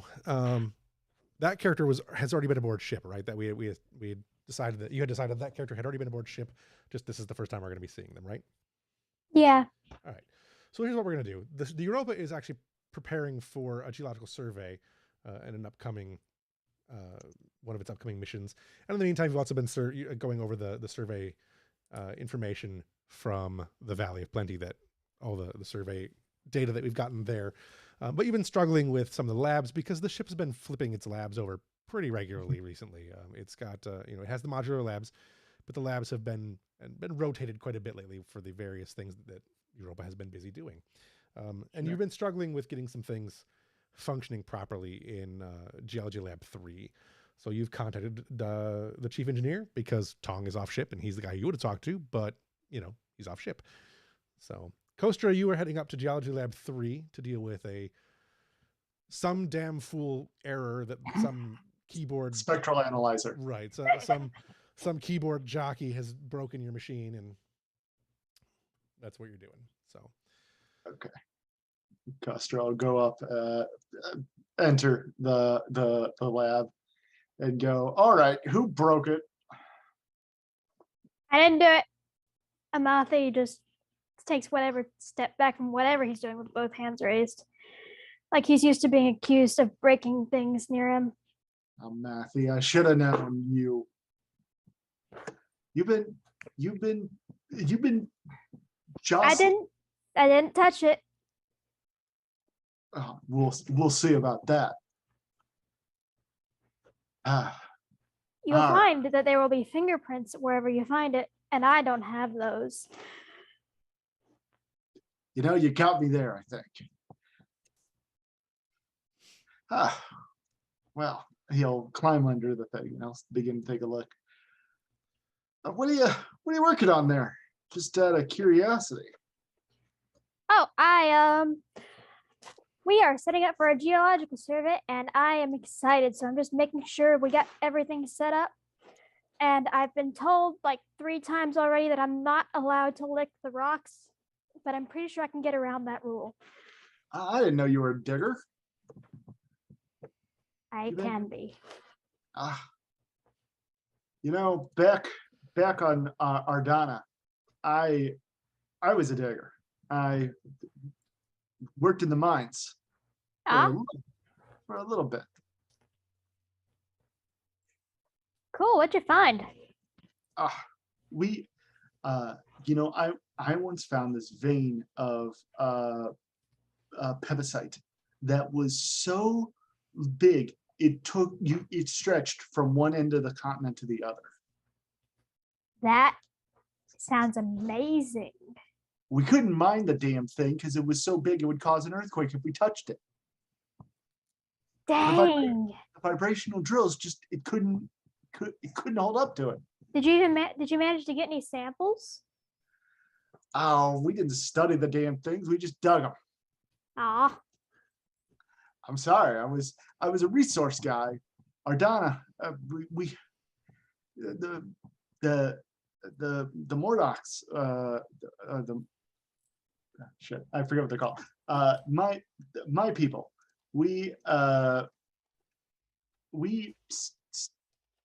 pull things from the earth.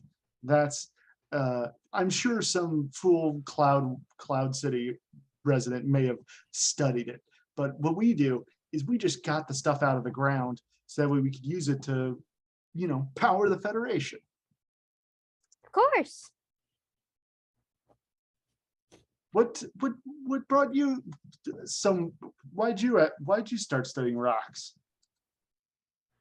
Oh, well, my dad will tell you a story of when I was a kid, I just couldn't stop digging. And my mom got really tired of me digging in the garden and just pulling out all the rocks at the bottom. And that might have been the start, but it also could have been when I found this cool fossil in a riverbed near our house. And I wasn't sure if it was planted by my dad or not, but that really kicked something off, let me tell you. Wow. I guess it takes just one rock to light the spark, you know? Well, yeah, rocks are cool. Why else would I do it? You're not wrong there. Useful too. Oh yeah. All right. Well, I got this thing back running good enough. You know, you should stop by engineering sometime. I know I can be scary, and I tell people not to come anywhere near my engines, but you're good people. So cool. You I don't mind. I will drop by then. All right. If you find any interesting things, let me know. I'm not a scientist, but I can appreciate a good crystal. And he lights up at that because it looks like he's been told to shut up a lot about rocks before. Castro goes, oh no, I've done it now. Then, I will do that, and I will bring you samples, and we can talk about them and look at them, and I promise I won't lick them in front of you. Oh, good, great. You do that. And then he heads to the door. All right. I made a Cadian joke of the geologist Cadian is out there trying to find the perfect litter. The most absorbent of crystals. Back to what's that? That's terrible. Yes, that's the one and only joke I will make for now. Until the next one. Back aboard the Ranger. your time is running out. You're heading. You will be heading back to meet with Mr. Thomas, Agent Thomas, shortly. Anyone have anything they want to do before meeting with Mr. Thomas and then moving on to Broll?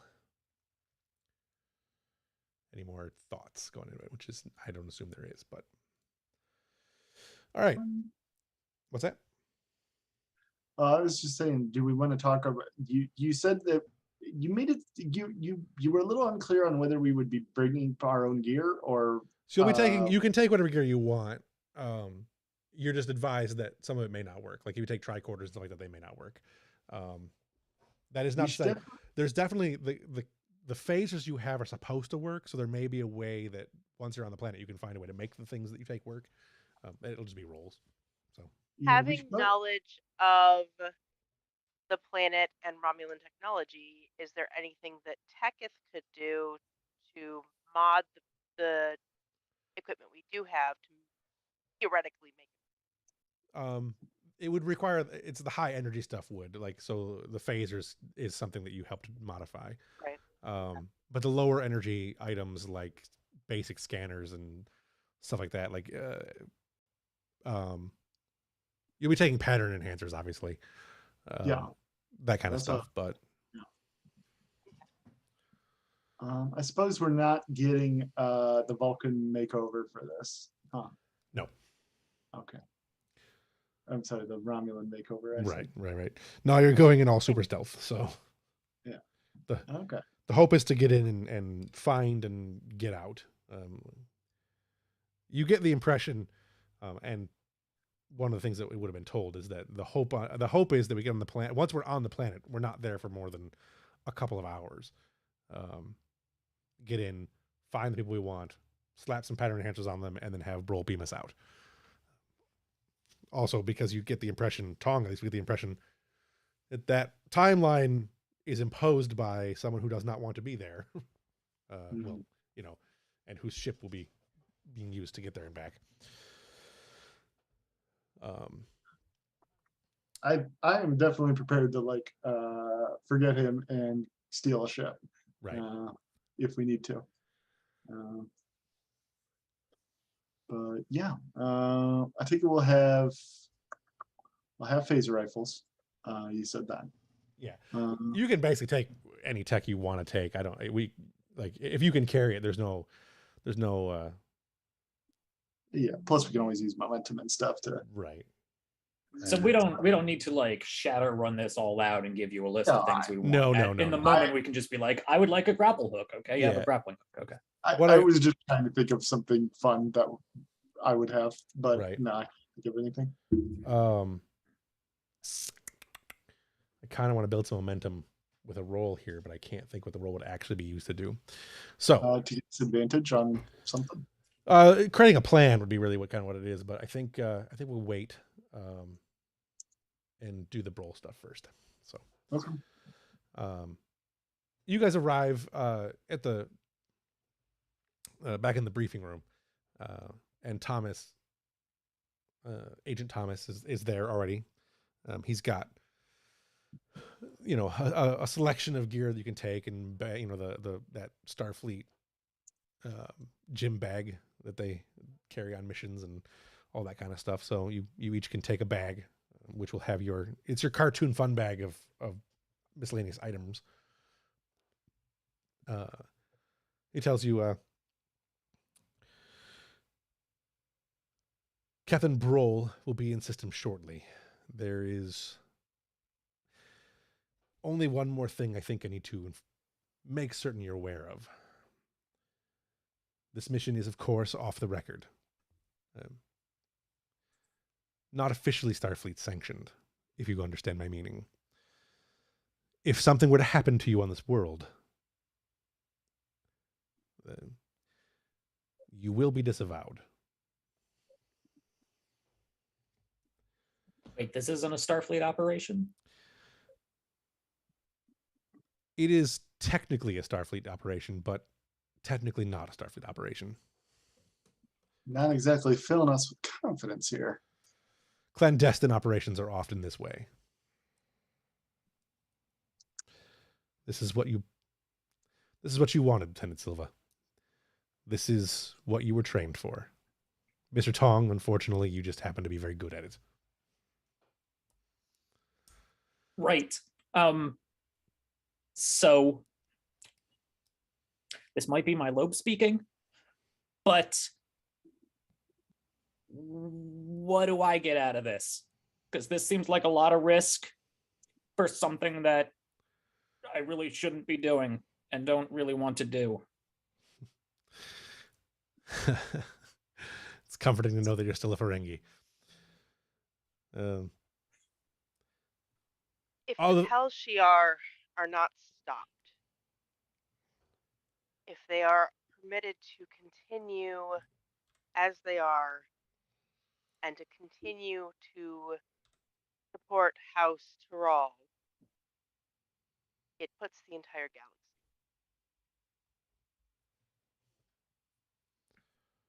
Right. You'll be a hero, Tong, but you won't be able to tell anyone. I don't think that's how that works. All too often, that is precisely how that. She'll punch Tong on the shoulder, and Silva will, and she'll say, "You'll be a hero to me." Isn't that enough? Okay. Right. Yes. If it makes it any easier for you, we can guarantee that if you die on this mission, your family will be well compensated. Gee, thanks. Mysterious benefactors. Look, Go ahead. Silva will go, wait a second.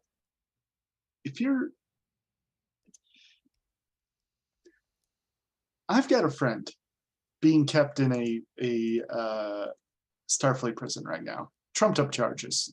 I swear to God, he didn't do anything. Do you think you could get his sentence commuted? Maybe something we can talk about after the mission. Well, if I'm not back for us to talk about it. Yeah, that's not how negotiations work. Mysterious benefactors if you don't make it back, Miss Silva. Fine. But I'm going to leave the name with you, just in case. Of course. Let's go. You guys head to the transporter room. The Agent Thomas types something into the transporter console, and then brings up on the screen the external viewer. Captain, go ahead and send the signal. The sound of acknowledgement comes from the bridge, and then a ship decloaks. This is the ship. I believe you guys can see that, right?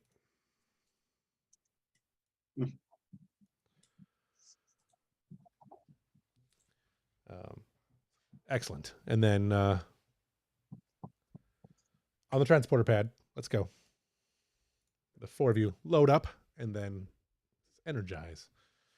Once you beam over, there is a distinctive odor. It's the first thing that hits you. Like, you haven't even finished materializing yet, and the odor just punches you in the face. It is distinctly that Nausicaan funk of a ship that is clearly like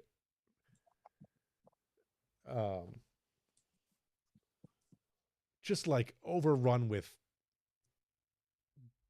frat boy bodybuilding bro dudes with knives.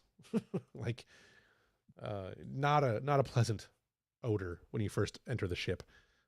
You see standing in front of you this Ferengi here, which is Brol, flanked on either side by two of the most gigantic, like the biggest Nausicaans you can imagine, like the professional wrestler size Nausicaans, like 6'8" level, like that's about how big they are. They're just huge. Two of the biggest Nausicaans any of you've ever seen. And he smiles a big toothy sharpened grin. He's got a bowl of the tube grubs in his hand. Welcome aboard my ship. Ah, nephew Tong, it's been a lifetime since I've seen you, my boy. Did you bring me any latinum? Brol, not me personally. No. But you brought me someone who will. Smiles and Just- kind of throws his arm around you, and like gestures the two grubs towards you, turning his back to the other three. He'll just look over his shoulder to Agent Thomas. Thomas. That's what that says. Yeah, I don't know what I wrote, but that's what it's supposed to say. I think I No, probably I'm spelled it wrong. handwriting my notes because I'm on my laptop. Oh, That I looks like gotcha. Agent Thanos to me. That's not right. Agent That Thanos. gives us a whole different probability of success. Yes, the inevitable. Excellent. Yes. Have some tube grubs, my boy. Right. Yes. Thank you. Not something I'd get aboard the Europa. He pulls you in confidentially and kind of jabs you with his like bony finger. You're in Starfleet, but there's a place for you here, my boy. If these people want you, I need you. There's a lot of latinum in it. Think about it. I will. Very, very generous offer, Uncle. Pokes you again a couple of times in the rib. Still lets go and kind of not pushes you aside, but kind of like guides you out of the way with some force. Agent Thomas, you've brought my latinum. Agent Thomas just kind of smiles. Yes, Brol. 15 bars up front, the rest when you're done. Or bricks, sorry. 15 bricks. The rest once the mission is over. He kind of, you get that glint in his eyes. You can almost see his lobes twitching at 15 bricks.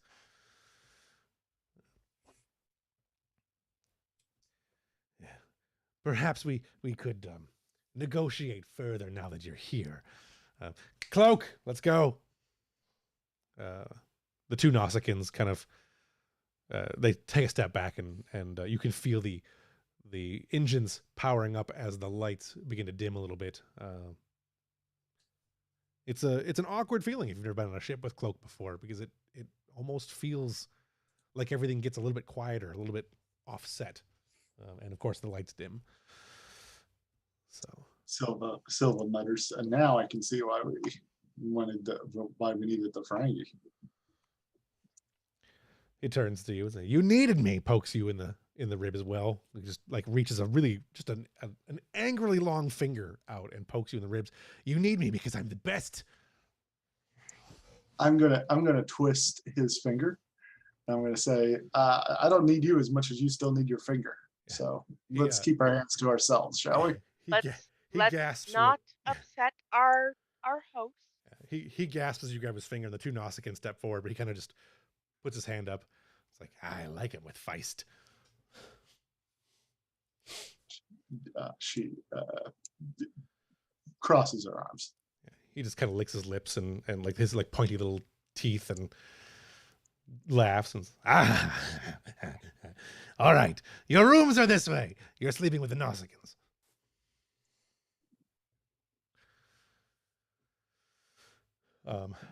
Walks you through the ship, or his Nausicaans live through the ship. But there's a lot of, it's this deck anyways that you're on is quite messy. There are a couple of Klingon targs. There's a Klingon over in the corner who is missing an eye, missing a couple fingers on one of his hands, playing with a knife, just kind of like flipping it in his fingers. And every now and then he shanks something on a plate that looks like it's wiggling and pops into his mouth. There are some other less than savorable people aboard ship. There's an Orion who is also just a big dude. Both eyes though, shaved head. He's got side mohawks rather than a mohawk on top. He's got two mohawks on either side of his head that don't connect on the back for some stupid reason. With a little ponytail that drags out like almost like the 90s rat tail coming off the bottom of his head. Lots of tattoos all over the empty spots of his head and face.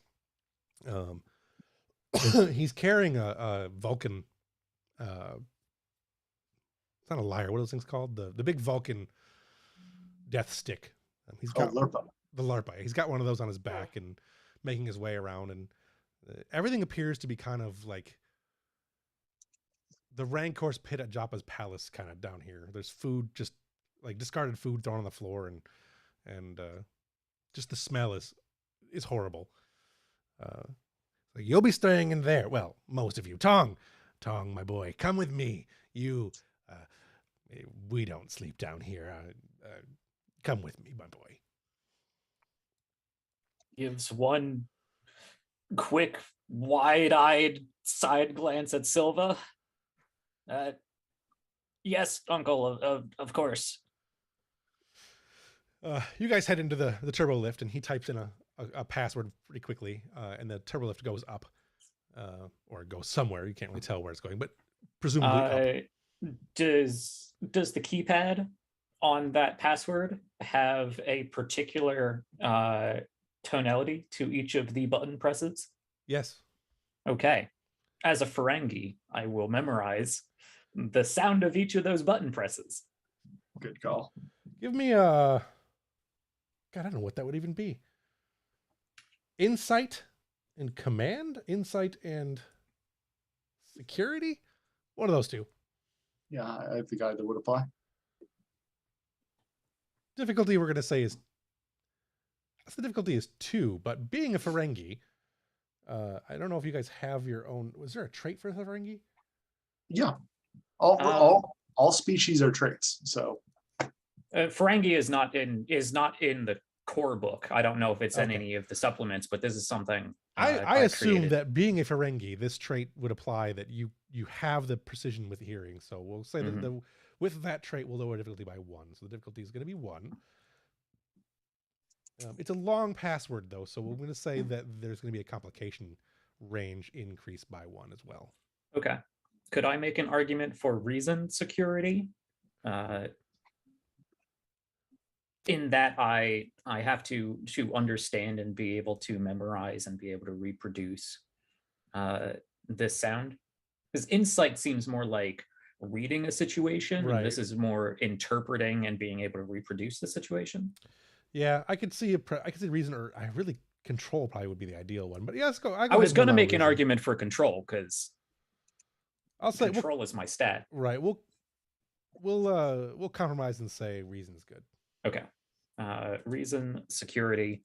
I do have my value secret agent Tong, but I'm not going to pull that just yet. I imagine a lot of what we do in this episode and the next is going to be relevant to that. Right. Okay, so complication range 2. I can't imagine I have a focus on this, unfortunately. Figure out where Tong is at. Let's see. You've got transport, electroprecision, and item appraisal. I would say no. Yeah. Okay. Do we have any momentum? You have no momentum currently. That's one of the reasons we're doing we can do a roll. Right. I wanted to do one earlier, but I really couldn't justify a roll yet. So no, you did. This is a good roll. You know what? Because I think it makes so much narrative sense. I will take a dice by giving you threat. That's how that works, right? Yep. Okay, I will do that. I gain 1 threat and you gain 1 die. All right, love it.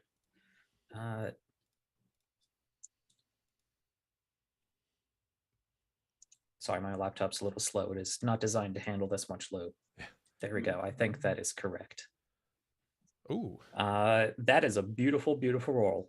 Yes. That is the 1 success I need and a complication. All right. So with the success, if you go to pick the lock, you will get advantage on the lock pick, which make the difficulty for picking the lock only 1 in the future. But you have a complication, which I will have to note. Also note that you have a complication here because that will be important. Let's see. Tong got the sounds and a complication. I'm going to write down that advantage because you're probably going to pick up before next week. Yeah, difficulty to pick lock reduced. Can that just be a bonus to all security because it'd be like his command code. Uh, Like, is it's it this specific lock, or it's is it- anything that would use this tone. I mean, you could certainly try it in other things, but for now, you only know that it works there. It's probably not his command code for everything, but it's certainly the command code to get around doors and stuff. Yeah, okay. Like internal security stuff. is Yeah, all I to meant. move freely about the ship for sure. It's the Okay. green pass card, and some things will require the blue pass card. red pass Exactly. card. Precisely what it is. Yes. Yeah. You can't like take over the ship with that code, but you can get anywhere you want to go probably. Awesome. Secret Agent Tom. You get up a deck, or however many decks it is. Your keen hearing indicates it's probably 2 decks. The ship's probably only 4 decks tall, maybe 3, plus an engineering section, or an engine section. But when the doors open, it is the exact polar opposite of what it was downstairs. It is Ferengi opulence, to a troubling degree, like an Elvis level of opulence. Gold-plated walls. Gold-plated walls, like latinum-plated seats, like everything in the house, everything in this floor is, at least in the room you're in now, is just painfully gaudy. Well, not to a Ferengi, but to anyone looking at it that isn't a Ferengi, this is just like, there's a lot of money in this room kind of thing. Like, it's an ostentatiary kind of situation. There are, of course, the little buckets for the latinum slips, to be able to do the things that Ferengi do. He kind of pulls you away from them. Not that you're probably gonna put one anyways, but I think I definitely look at it and like go and like pat my pockets. Yeah. And then just he just kind of waves you up and brings you over and says, "Nah, my boy, no. There's a lot of money to be made here, boy." Pokes you again in the rib a little bit. I could use a person like I could use a man like you, Tong. We're family, we're blood. Your father and we don't get along, as you can imagine. I always found him to be kind of a sniveling weakling. But you've got potential, my boy. You've got the lobes. Someday, all of this could be yours. You ever wanted to control Nausicaans? I can't say that is a particular aspiration I've ever thought about in much detail. Well, give it some thought. In the meantime, how about some girls? Snaps his fingers and one of the doors open. There's a few stereotypical Orion individuals. Struggling there. I don't want to say slave girls, but they're slave girls. I mean, with heavy quotation marks, knowing how Orions actually operate. Right. No, girls. How about the boys? And opens another door. And whatever you want, Tong, it's yours. Just think it over. I could use a man like you. And he kind of gestures around, and as he's walking away, just think about it, Tong. And then, of course, Uncle. Slips into one of the other rooms, and the door seals behind him. Is there just like a whole harem of scantily clad individuals in this room now? Yes, yeah, and just there's like Tom looks really uncomfortable. Several of them have plates of food, and they get up and they're beginning to move towards you, and they all start moving towards you in a seductive act, and we will cut away from Tong there. Very uncomfortable.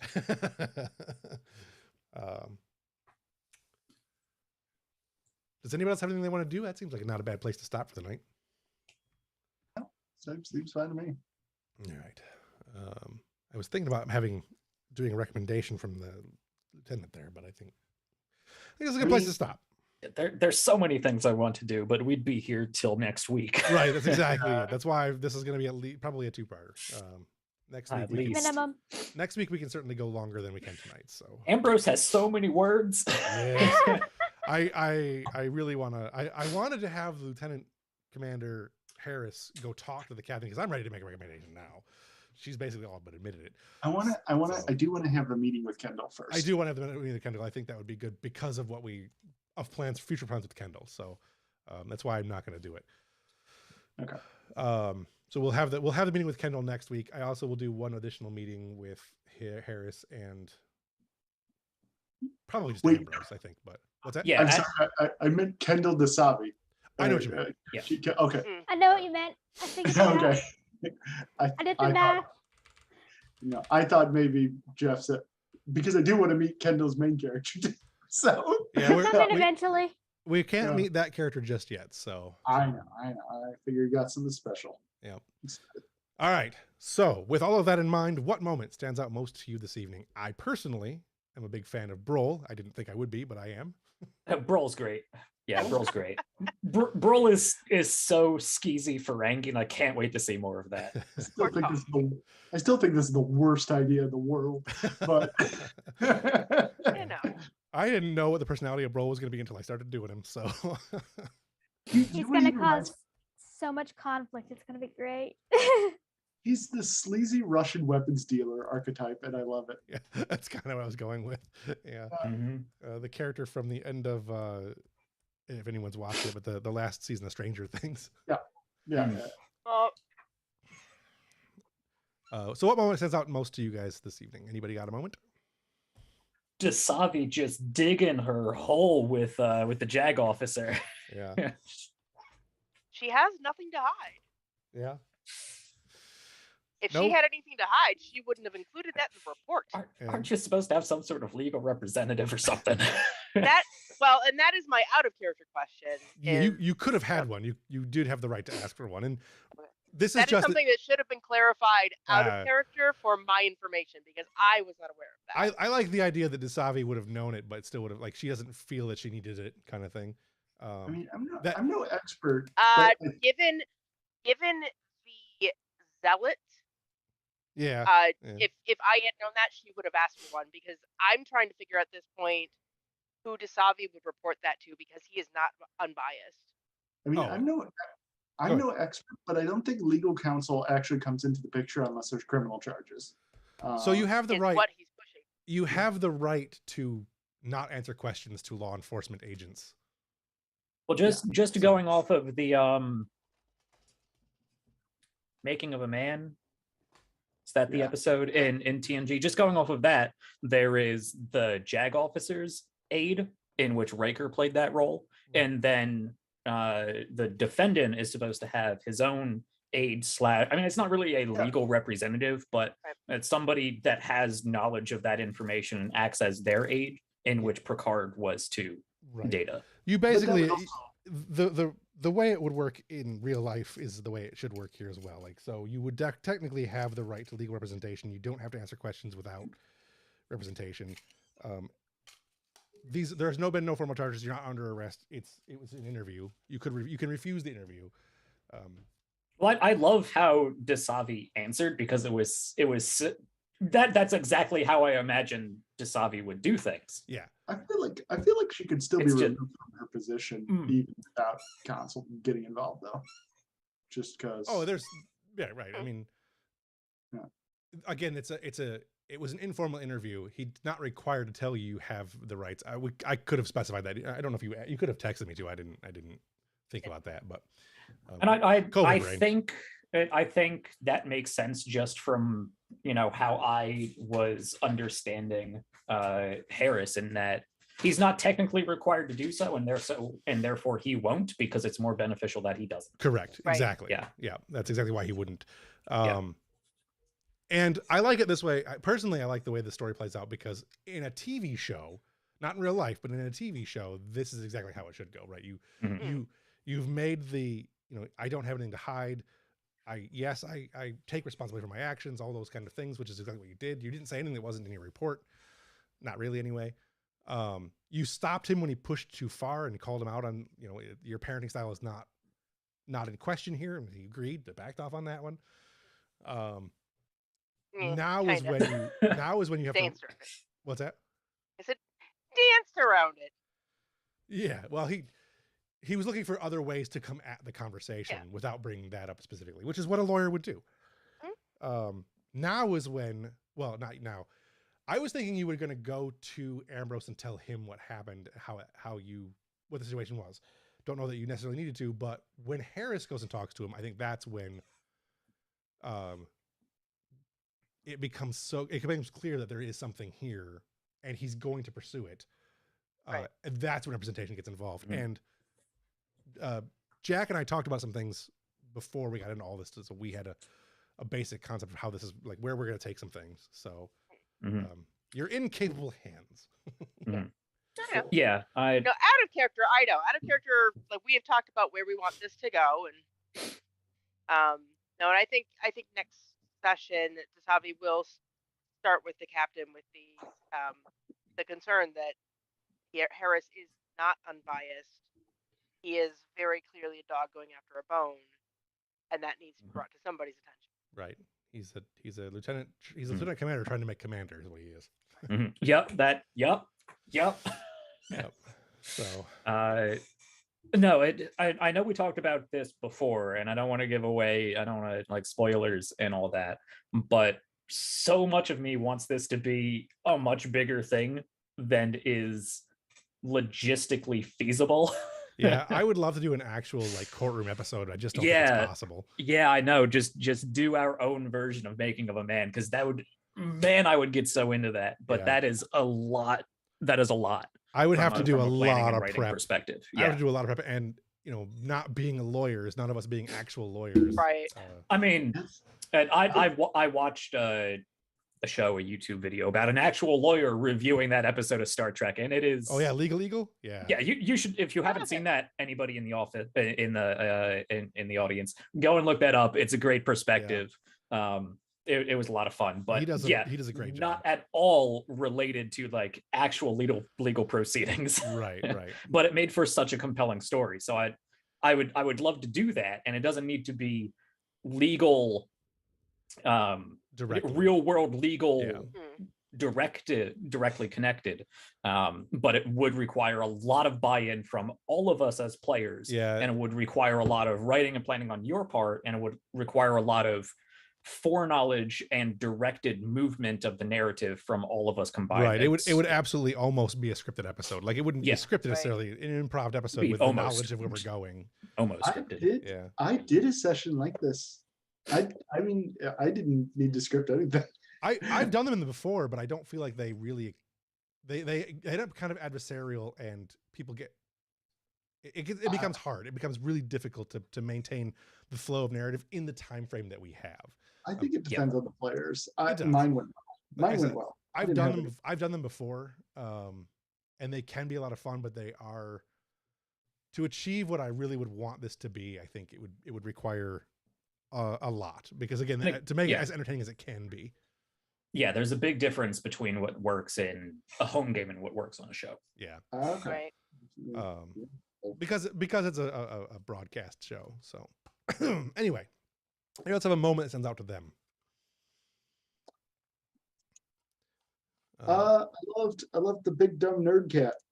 Yeah. Happy you liked him. He was fun. Yeah. He's going to be fun and annoying, and that's his purpose. Did you start out with an accent for one of your characters? It sounded like you were starting out with an accent for one of the characters. With the first one, yeah, but I'm not great at accents. Whatever, just throw it to the wind and do it. You can. I try to, but I catch myself not being able to remember them when I'm doing them. So.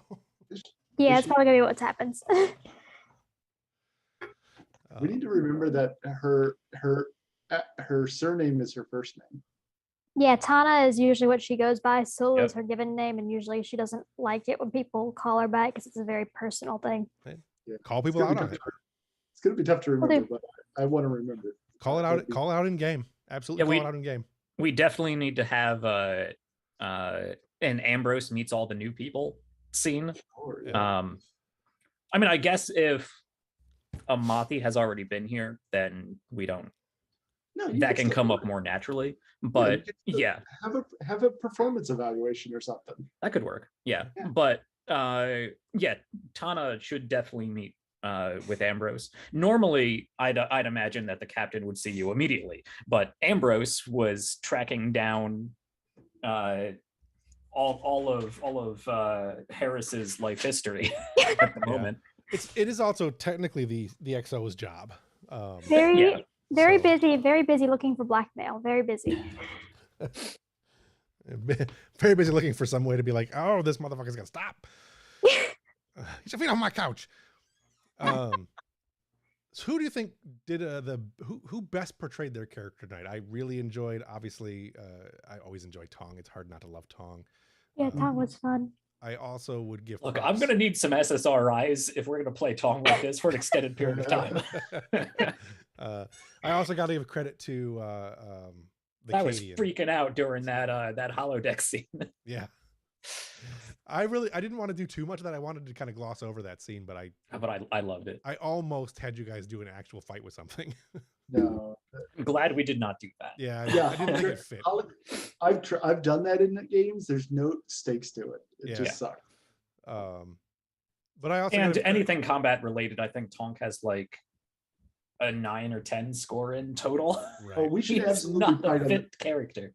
We should Yeah. absolutely fight on this mission. I'm not saying we shouldn't fight, but I'm just saying holodeck wouldn't have cut it. Yeah, that wasn't yeah. the time. That's also it doesn't fit the narrative really, anyways. But I also got to give credit for I liked the Cadian, whatever they're called. Haitian.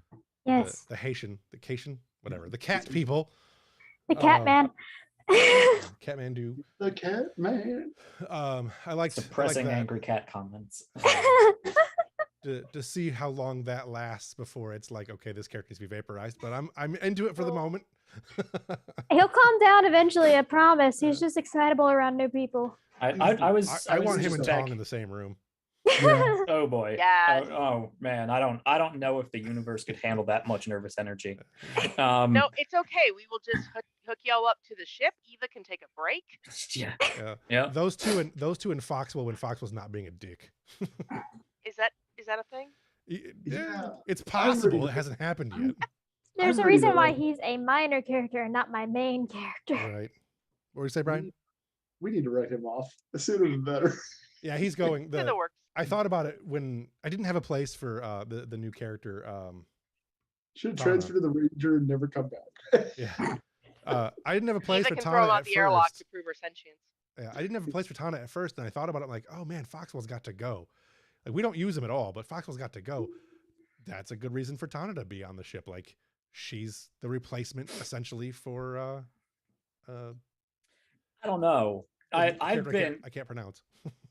I've been leveraging Tong to replace Foxwell for a while. Yes. I thought we yes. were leveraging Tong to replace Kostra. Look, Tong's gonna replace everybody. Yeah, Tong is just going to become Eva. So Yeah, it's just gonna be he and Eva on the Europa, just Oh, duo man. amongst the stars. I really wish you guys had done something in another episode, but we'll talk about that later. Because that anyway, we'll talk about Oh that later. man, Mirrorverse episode. So, anybody else have a character they want to give props to? I enjoyed the exchange between Silva and Teketh. I thought that was a lot of fun.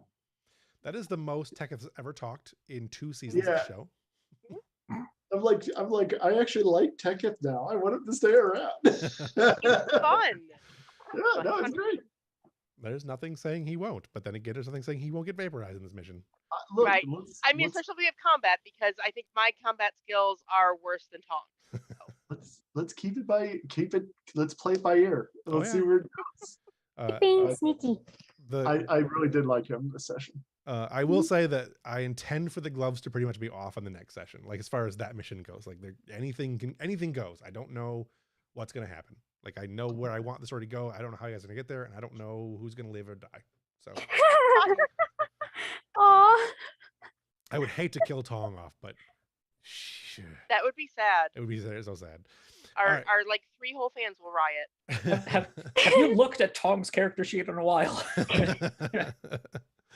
Did you spend the arc points that we got for all of our characters like 3 months ago? I don't make this too much of a thing because even like I don't think any of our characters are really combat characters. No, they're not. not the not. ones in this. Not the ones that on this mission. I like putting characters in situations where they have a lower chance of success. I think it'll be a lot of fun. Don't get me wrong. I think it's going to be great. I'm just saying, like, don't expect us to be combat heavy. No, I don't. We should definitely, this is something we can talk about off camera, but to mention it on camera, we should definitely have a talk about what we want to do with this next episode and this infiltration, because especially playing Tong, I can like deep shadow run this because I will be so paranoid about anything going wrong with my 7 fitness and 2 security. Right. Maybe like we can come I'm up with slightly better than you. maybe we can like come up with like a rough 3-step plan between sessions, and then at the beginning of the next session we'll like bring it out for the audience and like this is our plan, and then that way we don't have to do it actually on camera. We'll discuss it off camera and see what we want to do. I've got some ideas what I want to see from it. So because I'm a seasoned Shadowrun player. You give me enough time, I will invalidate anything you have planned. Right. But it's going to take like 3 episodes before we get to any sort of action. Right. All right. Did anyone else have any characters they want to give props to? I really like Desavi Yeah. in this episode. Mhm, She really, yeah. she was digging the hole, but she was digging it very well. With Very confidence. pretty hole. With comfort. I feel like I have a really good handle on Desabi now, and she's a really interesting character. I'm looking forward to seeing what happens next session with that, and I kind of want to see what Kendall's thoughts are. I liked in the terms of conflict in between characters, I liked that Yezebeth gave me fodder to use against Desavi, and I thought that I think it fit well, and I think that I don't know Desavi. I don't know if I'm sure you caught it, but the using the cold terminology, I thought that was good, and I liked being able to do that to make both Yezebeth and hopefully Desavi a little bit uncomfortable. Yeah, I was really hoping to like let Desavi feel a little bit betrayed. Yeah. I really wish I'd seen that. If we're going to the things we change, I would have, you posted it in Zoom, and I really wish I'd brought up the fact that she's not command certified. That would have been great. And I didn't see it until after that conversation. I didn't post it till after the conversation because I was in the conversations. I wasn't watching the chat. No, but I really wish I'd brought that up. Maybe I still will at some point. But I was trying to figure out what the sound. I kept hearing a chat sound, and I couldn't figure out where it was coming from. It's because I couldn't get the Zoom chat to come up, so I didn't see any of that. Yeah, Brian had asked if there was anything that Yezbeth, that Jorad would know that Yezbeth could use. Right. But unfortunately, I didn't see it, so I reminded him too late that he knows.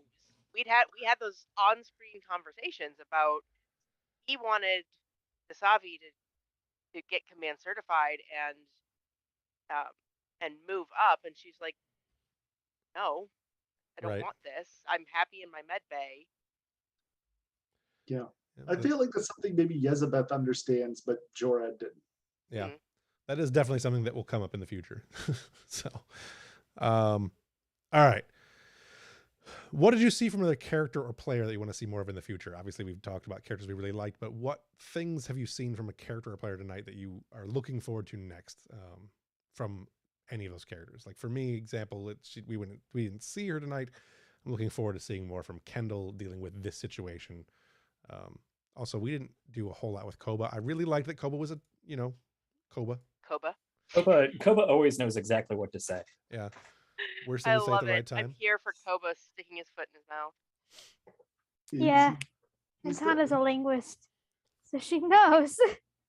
I can't wait to see more of her. She's going to ask you to explain what you say, just to watch you put your foot deeper down your throat.